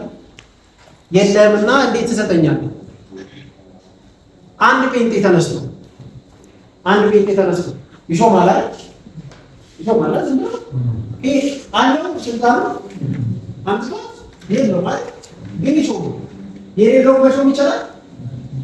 ስፖርስ አሰበኝ ቤተ ክርስቲያናችን አሁን ተነስቼ እኔ መሾም አልችልም ማለት ዝም ብዬ ይቻላል። ማንም ሰው ማድረግ ይችላል። ሳይታክ ማድረግ ይቻላል። ማስተማር ይቻላል። አይቻልም። ግዴታ ምን ሆነ አለበት? መላክ አለበት። ስልጣኑ ሊኖረው ይገባል። ስለዚህ ግዴታ ይሄ ሐዋርያዊ ቅዱስ ከሌለ ምስጢራት እንኳን የላቸውም። የጌታ ሥጋና ደም አለን ይላሉ። ለምሳሌ እውነተኛ ነው ይላሉ። በነገራችን ላይ መካነ ኢየሱስ ካሉት ዲኖሚኔሽኖች ውስጥ ጴንጤ ውስጥ አሁን ጴንጤ ብዙ ነው አለ። አሁን የጴንጤ አለ ላይ ዩሺ እዚህ ጋር የተወሰነ ቆይ በኋላ እመጣበታለሁ። ፕሮቴስታንቲዝም ከ16ኛው መቶ ክፍለ ዘመን ጀምሮ የነበረው ሪፎርሚድ አሉ። መጀመሪያ ላይ ሉተር ነው የተነሳው አይደል? ሉተር ማንን መሰረተ? በኢትዮጵያ ውስጥ የሚገኙትን መካነ ኢየሱስ አይነቶችን በቃ መካነ ኢየሱስ ማለት ሉተራን ነው። ትምህርታቸው ተመሳሳይ ነው። ያንን ይቀበላል። ሉተርን ጎን ለጎን ደግሞ ሌላ የተነሳው ካልቪኒስት ነው። ካልቪን የሚባል ሰውዬ ነው። ቱሊፕ የሚል ትምህርት አለው። ቀጣይ ነው ዮሐንስ ይሉበታል። ቱሊፕ ይባላል። እግዚአብሔር ቀድሞ ነው በቃ ዓለምን ሁሉ መርጧል። አንተ እዚህ ጋር ለመሰብሰብ እግዚአብሔር መርጧል። ለድነት አንተን ለብቻ መርጧል። ለሲኦል የተወሰኑ ሰዎችን መርጧል። በቃ ተመርጦ ነው የሚል አይነት ትምህርት የያዙት። ክርስቶስ የሞተው ለጥቂት ሰዎች ብቻ ነው የሞተው ብሎ የሚነሳ አለ። ለዛ ትምህርት ያለው ካልቪኒስቶች በኢትዮጵያ ውስጥ ቃለ ሕይወት የሚባሉት የነሱ ትምህርት። ያ ማለት አንድ ድኛለው ድነቴ አይጠፋም። በቃ እነዚህ ቃለ ሕይወት። ከዛ ጎን ለጎን ደግሞ ከካልቪኒስት ጎን በጎን ማን ተነሳ? ዚዊንግሊ ደግሞ ተቃርኖ ማንን? ሉተር። ዚዊንግሊ ሲነሳ የጌታ ሥጋና ደም እውነተኛ የጌታ ሥጋና ደም አይደለም፣ ጥምቀት ለድነት አይደለም ብለው ተነሳ። አይደለም ኮምፕሊት። ከዛ ነው ላርጅ ካቴኪዝም እና ስሞል ካቴኪዝም የሚባል አለ መጽሐፍ፣ የሉተራን መጽሐፎቻቸው ናቸው። ትንሹና ትልቁ ወርጫው ነው ያለ ትንሹና ትልቁ ካቴኪዝም አለ።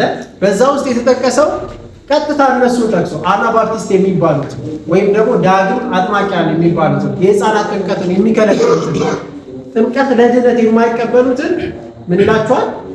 እናንተ አጋንንት ያለባችሁ ይላችሁ፣ አዳዲስ መናፍስቶች ይላችሁ። ቀጥታ ማለት ማን ሉተር ማንን ዝዊንግሊ እንደዛ ደግሞ ብሎ የሚቀበሉት በኢትዮጵያ ውስጥ ጥምቀት ለድነት አይደለም የሚሉት ማን ናቸው? አንደኛ መሰረተ ክርስቶስ፣ ሁለተኛ ፔንቴኮስታል።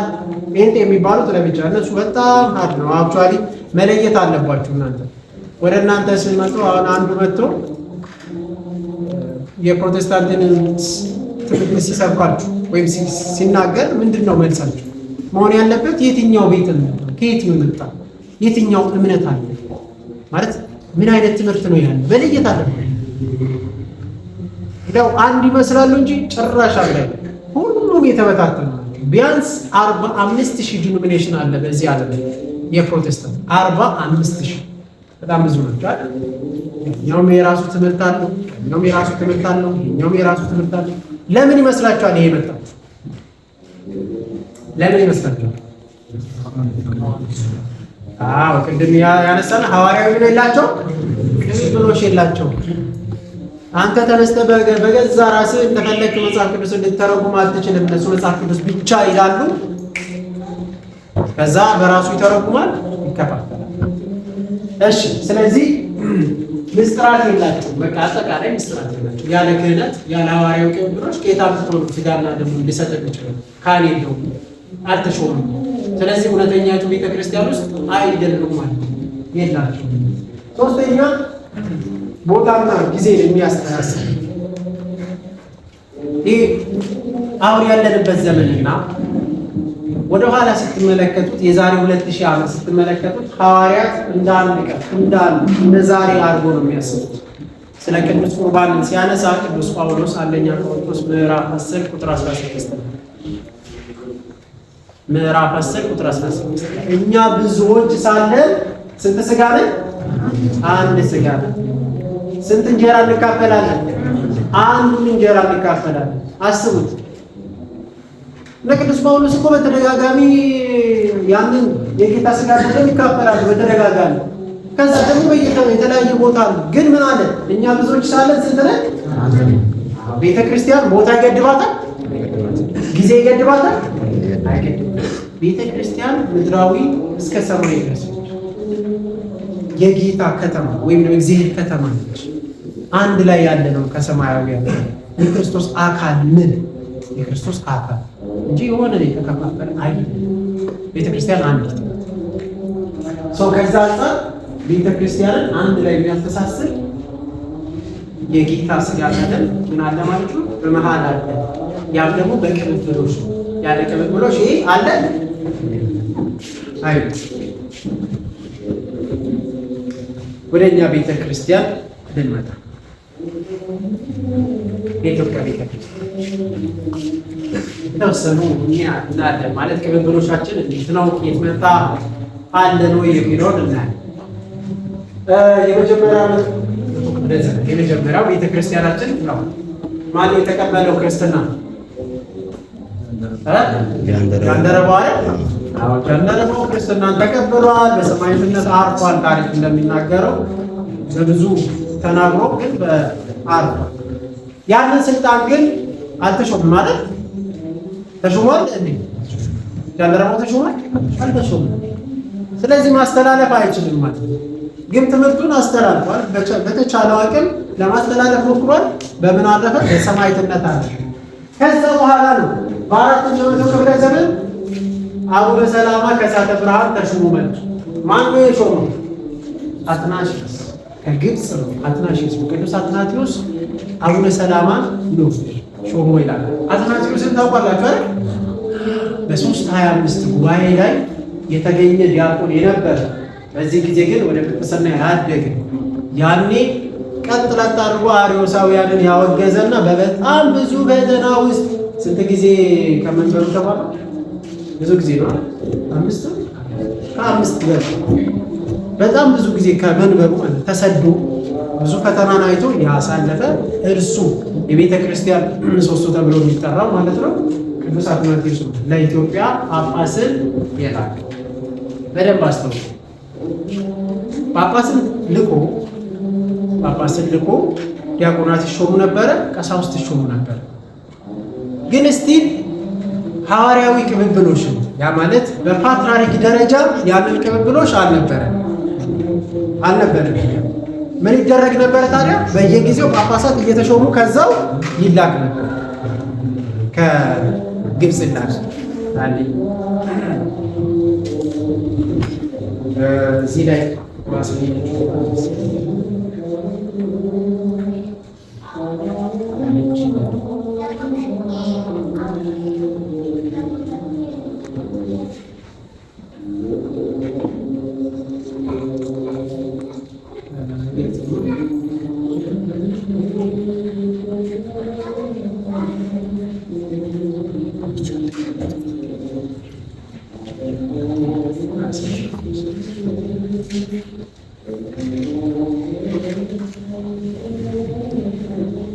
ያያችሁ ነበረ።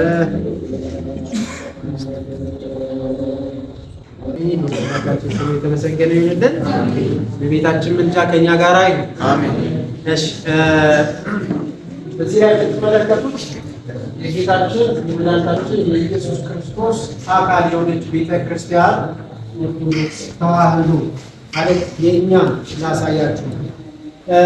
ስለዚህ ሳክሴሽናችን ወይም ደግሞ ቅብብሎቹ ከየት መጣ ወዴት አለፈ የሚለውን እዚህ ላይ ተመልከቱ።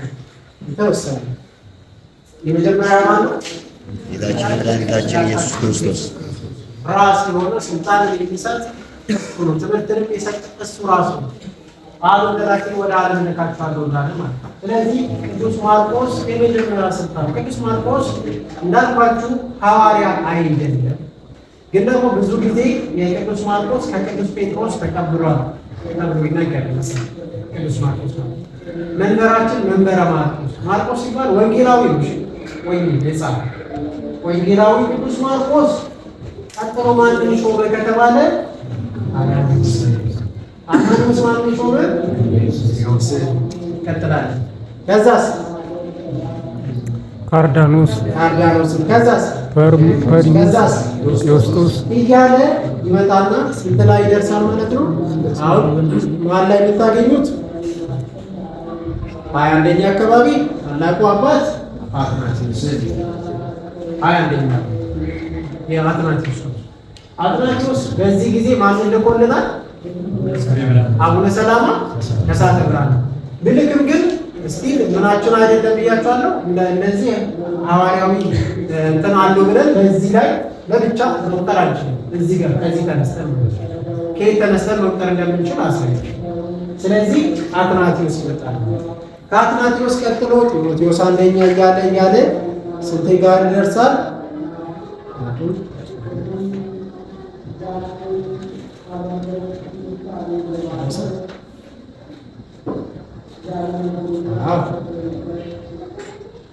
መቶ 17ኛ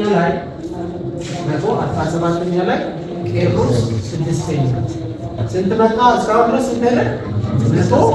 117 የግብፅ አባቶች እነዚህ እስካሁን ድረስ የጠራናቸው ከክርስቶስ ጀምሮ እስከዚህ ድረስ የግብፅ አባቶች ወይም ደግሞ የኮፕት ቸርች ጳጳሳት። ቅዱስ ቄርሎስ ተብሎ ነው የሚጠሩት። ነገራችን ያኛው ቄርሎስ አለ።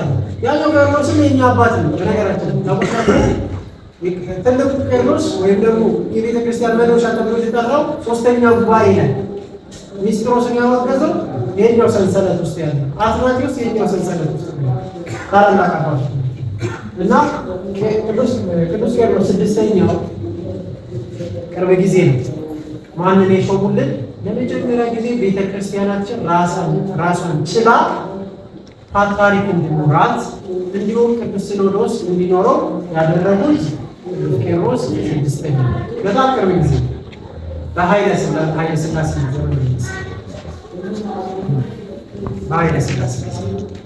ከዛ ማንን የሾሙልን? እንግዲህ አሁን ቄርሎስን ተመልከቱ። ቄርሎስ ባስልዮስን ሾሙ። ባስልዮስ ከስር እንግዲህ ምን ይኖራቸዋል ማለት ነው? አቡነ ባስልዮስ ከስራቸው ጳጳሳትን ሾሟል ማለት ነው። አሁን ራሷን ችላለች ፓትርያርክ ሆና ከዚህ በቀር ትቀጥላለች። እዚህ ጋር ቄርሎስ በነገራችን ላይ የፖርቲ ደግሞ ወደዚህ ስንመጣ በዚህ በኩል ስናደርግ ከቄርሎስ ቀጥሎ ማን መጣ? አቡነ ሽኖዳ መጡ። አቡነ ሽኖዳ ቀጥሎ ማን መጡ? አቡነ ታውሮስ አቡነ ታውሮስ ናቸው ማለት ነው። እነሱ 117 18 19 ላይ ናቸው በቅብብሎች። እኛ ደግሞ አቡነ ባስልዮስ ወደ ማን ቴዎፍሎስ አቡነ ተክለ ሃይማኖት አቡነ መርቆሬዎስ ከመርቆሬዎስ ወደ ማን ጳውሎስ ከጳውሎስ ወደ ማን አቡነ ማትያስ 123ኛ ሚናኤል አለ። ማንም ተነስቶ ልሾም አይችልም እንዳልኳቸው ካልፈቀዱ ቅዱስ ሲኖዶስ መጀመሪያ የኮፕቲክ ካልፈቀደ በስተቀር በራሱ ተነስቶ ሲኖዶስ መሾም አይችልም። የኛ ቤተክርስቲያን ከፈቀዱ በኋላ ግን ሾሟል። እንደዛው ሌሎች አብያተ ቤተክርስቲያናት ለምሳሌ ሁሉንም ቢኖርም ባሳይ ነበረ አይሉም ወይ ሌላ ቀን አሳያቸዋለሁ እንጂ የአርሜኒያንም ልክ እንደዚህ አለ። ከቶማስ ይመጣል የሐዋርያ ቅዱስ ቶማስ ጀምሮ ይመጣል። የሶሪያም እንደዚህ አላቸው። ሁሉ ሰክሲሽን ሳይኖራቸው ቤተክርስቲያን ሊባሉ ስለማይችል ሰው የኛ ምርቶ 23 ላይ ወደ ቀደመ ነገራችን እንመለስና እንጨርስ። ያው ለማሳያ ያክል ነው። እዚህ አባቶቻችን በሰንሰለት ውስጥ ያሉ እኛ ቅዱስ ጴጥሮስ ሶስተኛው ሎጂካሊ ቅድም ምን ብያቸዋለሁ? ማንም የማይበልጠው የሌለውን ሊሰጥ አይችልም። ግዴታ ምንም መኖር አለበት። ግዴታ ሐዋርያው ጴጥሮስ መኖር አለበት።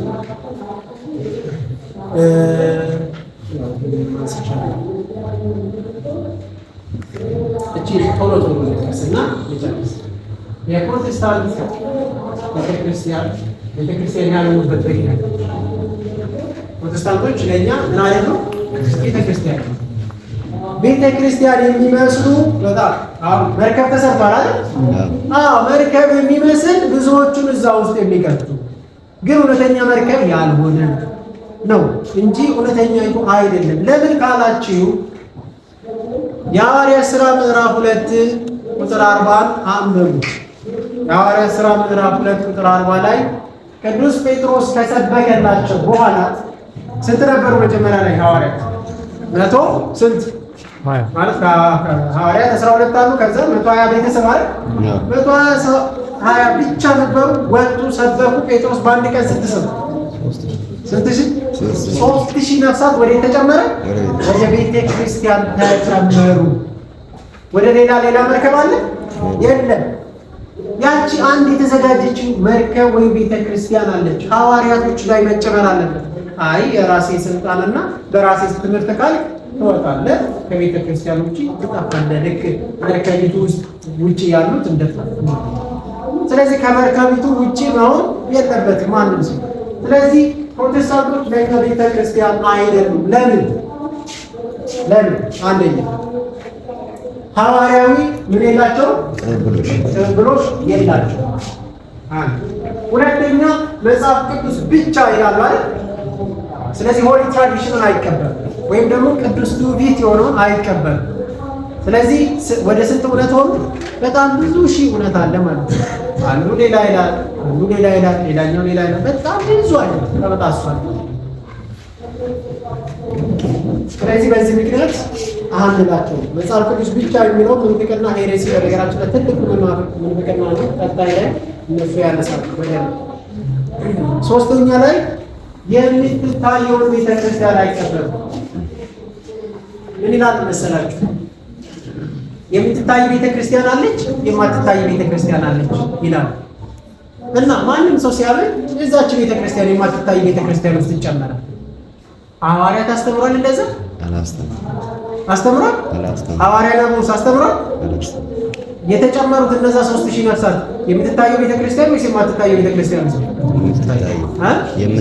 የምትታየው ቤተክርስቲያን። የማትታየው የለችም። እኛ ጋር ያለችው በሰማይ ያሉት ትሩፋት ተብሎ የሚታወቀው የቤተ ክርስቲያን በላይ ያሉት የክርስቶስ አካል ናቸው። በዚህ ውስጥ በምትታየው ካላለፉ ውስጥ ወደ ሰማይ ሊሄዱ ይችላሉ ከኛ አካል ሊሆኑ ይችላሉ። ማንም ሰው በምድር ላይ ያለ የክርስቶስ አካል መሆን አለበት። በምን ውስጥ? በቤተ ክርስቲያን ውስጥ ሳይጨመር አይችልም። የቤተ ክርስቲያን መጨመር አለበት። ይኸው አካል ውስጥ ነው። እዚህም ኖረ እዛም ኖረ ከማን ጋር ነው የሚኖረው? ከማን ጋር? ከክርስቶስ ጋር። ኢየሱስ ነው በቃ ማዕከሉ ኢየሱስ ነው። ከኢየሱስ ጋር አይኖርም። ስለዚህ ግዴታ ወደዚች ቤተ ክርስቲያን መጨመር አለበት ማለት ነው። ከዛ የተነሳ የምትታየውን ቤተ ክርስቲያን አይቀበሉትም። ማንም ሰው ኢየሱስን እንደ ግል አዳኝ ተቀበል ምን ትሆናለህ? ትድናለህ። ኢየሱስ ክርስቶስን ክርስቶስ ያስተማረው አስተውሉ። ክርስቶስንና ክርስቶስ ያስተማረውን የማይቀበል ቢኖር እርሱ ከጌታ ውጪ። ክርስቶስ ያስተማረውን መቀበል አለበት። ሁለተኛ ዮሐንስ ምዕራፍ 1 ቁጥር 9 እቺን ብቻ ነው። ሁለተኛ ዮሐንስ መልእክት ምዕራፍ 1 ቁጥር 9 ሁለተኛ ዮሐንስ ምዕራፍ 1 ቁጥር 9 ለሚመጣ ሁሉ በክርስቶስም በክርስቶስ ትምህርት ለማይኖር ሰው አምላክ የለውም። በክርስቶስ ትምህርት ለሚኖር አብና ወልድ አሉ። በክርስቶስ ትምህርት የሚኖር ግን ማንና ምን አሉ? አብና ወልድ አሉ። በደንብ ስለዚህ በክርስቶስ አምኛለሁ የሚል ሰው ቢኖር እርሱ የክርስቶስን ትምህርት ምን መሆን አለበት? መቀበል አለበት። የክርስቶስን ትምህርት ካልተቀበልክ ትድናለህ? አትድንም። አብም የለም ወልድም የለም። ስለዚህ የክርስቶስን ትምህርት መቀበል አለባቸው። የክርስቶስን ትምህርት ደግሞ አንደኛው ሄዱ በአብ በወልድ በመንፈስ ቅዱስ አጥምቁ ደቀ መዛሙርት ያደርጉ። ሰው ያመነ የተጠመቀ ምን ይሆናል? ይድናል። እነሱ ግን ያመነ ይድናል፣ ከዛ ደግሞ ይጠመቃል ብሏል ክርስቶስ አላል። የክርስቶስ ትምህርትን አልተቀበሉም። የጌታ ስጋና ደም ስጋ ክርስቶስ ህብስቱን አነሳና ባረከ፣ ቆረሰ፣ ማመሰገነ። ይሄ ምን ነው አለ? ስጋዬ አለ። ይሄ ምን ነው አለ? ደሜ ነው አለ። ይቀበላሉ? የክርስቶስን ትምህርት የማይቀበል አምላክ አለው የለውም ነው። ስለዚህ የክርስቶስ ትምህርት ሊኖራቸው ይገባል ነው። ሌላኛው ምስጢራተ ቤተ ክርስቲያን የላቸው ሐዋርያዊ ቅዱሶች ከሌለ ምን ይለው? ምስጢራተ ቤተ ክርስቲያን የጌታ ስጋና ደም ከየት ያምጣ ይላል እንጂ የለም በመናገር። ከዚህ የተነሳ ምስጢራተ ቤተ ክርስቲያን ጸጋ ብቻ ይላል። በጸጋ ድነናል አልዳንም? ድነን ጸጋ ብቻ የሚል ትምህርት ግን አለ? በዚህ መጽሐፍ ቅዱስ አላስተምርም። በጸጋው ድነናል። ጸጋውን ደግሞ በደንብ ያብራራሉ። የነሱ ጥምቀትና ቅዱስ ቁርባን ጋር ሲደርስ በደንብ ይብራራላችኋል። እንዲሁም ደግሞ ጸጋ ትምህርት የሚለው ሳልቬሽን ላይ ስትመጡ በደንብ ታያላችሁ። ስለዚህ በቤተ ክርስቲያን ጸጋ ብቻ የሚል ትምህርት የለም።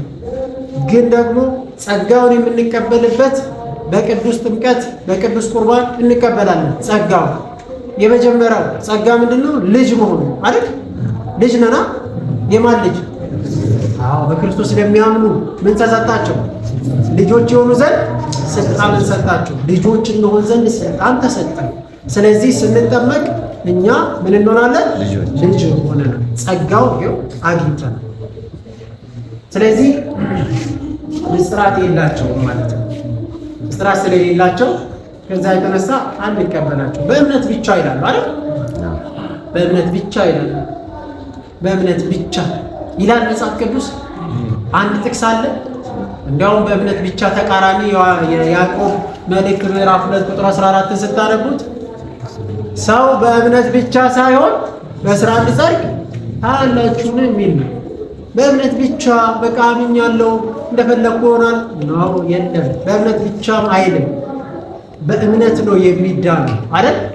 በእምነት ይዳናል አይደለም? በእምነት ይዳናል።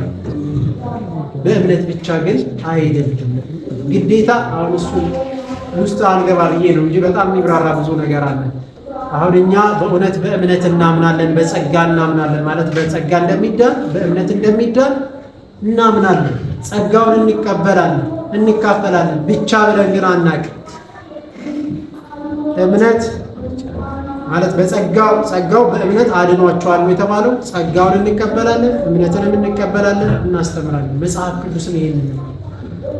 ጸጋውን የምንቀበልበት ሚንስ ኦፍ ግሬስ ደግሞ ጥምቀትና ቅዱስ ቁርባንንም እንቀበላለን።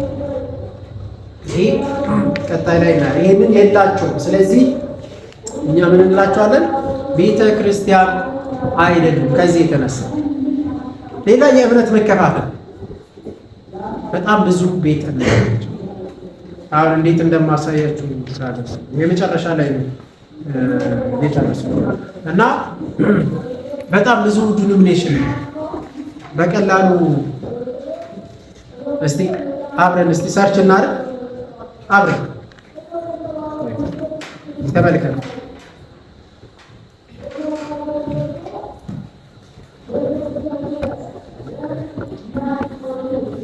ታያችኋል አይደል?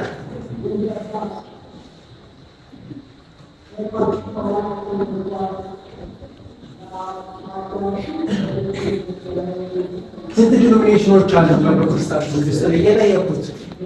there is no single exact number but Swedish range from roughly ከስንት ይላል? 9,000 to over ስንት ሺህ? 40,000 ይህን ያህል ሁሉ ትምህርት አላቸው። 40,000 ማለት በጣም ብዙ አይደል? 40,000 ያስብ። ያ ማለት ይሄም የራሱ እምነት ለብቻ ይከፍታል፣ የራሱ ትምህርት አለው። ሐዋርያዊ ትምህርቶች የሚከፍታል። ስለዚህ እውነተኛ የጌታ ቤተክርስቲያን አለመሆናችሁ በዚህ እንረዳለን። ለምን? ጌታ ኢየሱስ ክርስቶስ ምን ብሎ ተናገረ? መንፈስ ቅዱስን እልክላችኋለሁ አጽናኝ። ወደ ስንት እውነት እመራችኋል? ወደ ስንት? አንድ አስተምሯል። አንድ ጌታ አለ። ሃይማኖት ማለት ነው ማለት ነው ትርጉም። ሃይማኖት ማለት ዶግማ ብዙ ጊዜ ሲነሳለን አስተምህሮ ማለት ነው። ጌታ አንድ ጊዜ ያስተማረ የሰጠ እምነት ማለት ነው። ያንን ያስተማረውን ማንም ሰው እንደ ገዛ ፍላጎቱ ሊተረጉም አይችልም፣ ሊቀይር አይችልም። ቀጥታ መቀበል ነው። ጌታ ካለ አለ አሜን ብለን እንቀበላለን። እኛ ክርስቲያኖች በቃ ክርስቶስ እንቀበላለን። ስለዚህ አሜን ብለን ነው የምንቀበለው። ጌታ ስጋዬ ነው አለ። አዎ አሜን። ጌታ ሆይ ስጋዬ ነው የምንለው። ጌታ ጥምቀት ለድነት አለ። አዎ ሰው ሲጠመቅ ይድናል። አምኖ ተጠምቆ ይድናል። ያንን ነው። ስለዚህ በጣም ብዙ ዲኖሚኔሽኖች ካሉ ማለት ነው እነሱ ጋር የተበታተነ። ከዛ የተነሳ እውነተኛ የጌታ ቤተክርስቲያን አንላቸው ወይ ቤተክርስቲያን ብለን አንላቸው። ያው በኢትዮጵያ ውስጥ እንግዲህ በዋናነት የሚታወቁት እነዚህ ናቸው። ቃለ ሕይወት፣ መካነ ኢየሱስ፣ ሙሉ ወንጌል፣ መሰረተ ክርስቶስ በጣም ብዙ ናቸው። ትንሽ ብቻ የተጠቀሰው እዚህ ጋር። ሌላ የቅዱስ ሲኖዶስ ስልጣን አላቸው የላቸው? ጉባኤትን ይቀበላሉ? እንቀበላለን ይላሉ። በነገራችን ላይ ጉባኤትን አብዛኞቻቸውን እንቀበላለን የሚሉ አሉ። ከፍ ስትል አሁን እዚህ አካባቢ እውነት ለመናገር እናንተ ጋር የሚከራከሩት የሚመጡት ንብዛም እውቀትም ሊኖራቸው ላይኖራቸውም ይችላል። ግን አብዛኛው አንድ ይመስላል። እሱ ጴንጤ ራሱ ብትጠይቁት መካነ ኢየሱስም ቃለ ሕይወትም ምንም ይሆን አንድ ነው የሚመስለው ራሱ ማለት ስንጠይቃችሁ በመረጃ ግን አንድ አይደለም። ዶክትሪናቸው እያንዳንዳቸውን ነው የምናውቀው። ግን እያንዳንዱ ዶክትሪን የፔንቴኮስቴ ለብቻ ነው፣ ወይም ደግሞ ሙሉ ወንጌል የሚባለው የመካነ ኢየሱስ ለብቻ ነው፣ ለመሰረተ ክርስቶስ ለብቻ ነው። ሁሉም የየራሳቸው እንትን አላቸው። አሁን እኛ ዶግማቲክ አይደለም የምንማረው። አምስቱ አዕማደ ምስጢራት ቤተክርስቲያን እንማራለን። መሰረታዊ የቤተክርስቲያን አስተምህሮ ብለን እነሱም አላቸው መሰረታዊ የሆኑትን ሁሉም የየራሱ የእምነት መግለጫ አለ። በዛ ውስጥ ስንገመግማቸው ሁሉም የየራሱ በከት ሁሉ መርምሩት። ያንን ቢያንስ ዶክመንቱን የተወሰነውን እንሰጣቸዋለን። ለምሳሌ የመካነ ኢየሱስን እንሰጣቸዋለን። እኔ ጋር ያለው የሙሉ ወንጌል አለ፣ የቃለ ሕይወት አለ፣ የመሰረተ ክርስቶስ አለ እና ወጣ ካላችሁ ደግሞ በጣም ብዙ ጉባኤያት የነሱ ማለት ነው የራሳቸው የእምነት ኮንፌሽናቸው ወይም ደግሞ የእምነት መግለጫቸው ያወጡበት በእንግሊዘኛ ብዙ ዶክመንቶች አሉ። ያንን ሼር እናደርግላችኋለን። ስለዚህ ጉባኤያትን አይቀበሉም ማለት እንቀበላለን ይላሉ። በጉባኤያት ላይ የተጻፉት ለምሳሌ ጉባኤያት የተሰበሰቡት ምንድን ናቸው? ጳጳሳት ናቸው አይደል? አትናቴዎስ ጳጳስ ነበር፣ ዲያቆን ነበረ ሲሰበሰብ የጀመረው። ከዛ በኋላ ጳጳስ ነው። እዛ የተሰበሰቡት 381 ሊቃውንት የሚባሉት ጳጳሳት ናቸው። ጉባኤ እንቀበላለን ግን ጳጳሳትን ምን አረሙ? አይቀበሉ። ጉባኤ እንቀበላለን ግን ክህነቱን እንቀበላለን? አይቀበሉ። ጉባኤ እንቀበላለን ይላሉ፣ ትምህርቱን ግን አይቀበሉ። ከጉባኤት ውስጥ ትምህርቱ አንድ ምንድን ነው? በአንዲት ቤተክርስቲያን እናምናለን አይደል? በአንዲት ጥምቀት ምንን የምታስተሰርይ ኃጢአትን የምታስተሰርይ አይቀበሉ። በመጽሐፍ ቅዱስ ውስጥ ግን ተጠቅሷል። ኃጢአት እንደምታስተሰርይ አንዲት ጥምቀት እንደተሰጠች የሐዋርያት ሥራ ምዕራፍ 2 ቁጥር 38 ላይ ታገኛለህ። እንዲሁም የሐዋርያት ሥራ ምዕራፍ 19 ቁጥር 16 ላይ በግልጽ ተጠቅሷል። እና ጉባኤያት ላይ የተጻፉትንም አይቀበሉ፣ ግን እንቀበላለን። ጉባኤያት በስም ሊሆን ይችላል። ስለዚህ እናንተ ጥያቄያችሁ ይሄ ሙሉ ስንወስ ስለማይቀበሉ እንደ ቤተ ክርስቲያን አንቆጥራቸው። የቤተ ክርስቲያን አካል ኢየሱስ ሊሉ ይችላሉ፣ ትምህርት ግን። ስለዚህ የጥንቷ ቤተ ክርስቲያን እውነተኛይቷ የጌታ ቤተ ክርስቲያን መለያ አንዲት ናት፣ ሁለንተናዊ ናት፣ ወይም ደግሞ ሁላዊት የምንለው ናት፣ ሐዋርያዊት ናት፣ ምስጢራት ያላት ቤተ ክርስቲያን። ከዚህ ቤተ ክርስቲያን ውጭ ያሉት የጌታ ቤተ ክርስቲያን አይባሉ፣ የክርስቶስ አካል ናቸው አንይ። እኛ እውነተኛይቱ የጌታ ቤተ ክርስቲያን እውነተኛይቱ መርከብ የተዘጋጀችው ይቺ ቤተ ክርስቲያን ሐዋርያዊ ቅብብሎች ያላት፣ ሐዋርያዊ ክህነት፣ ሐዋርያዊ እምነት ያላት ናት። ያስተማረን የመከረን የአባቶቻችን አምላክ ስሙ የተመሰገነ ይሁንልን። አሜን። የተመሰገነ ይሁንልን። አሜን። ጥያቄ ካላችሁ ማንሳት ትችላላችሁ።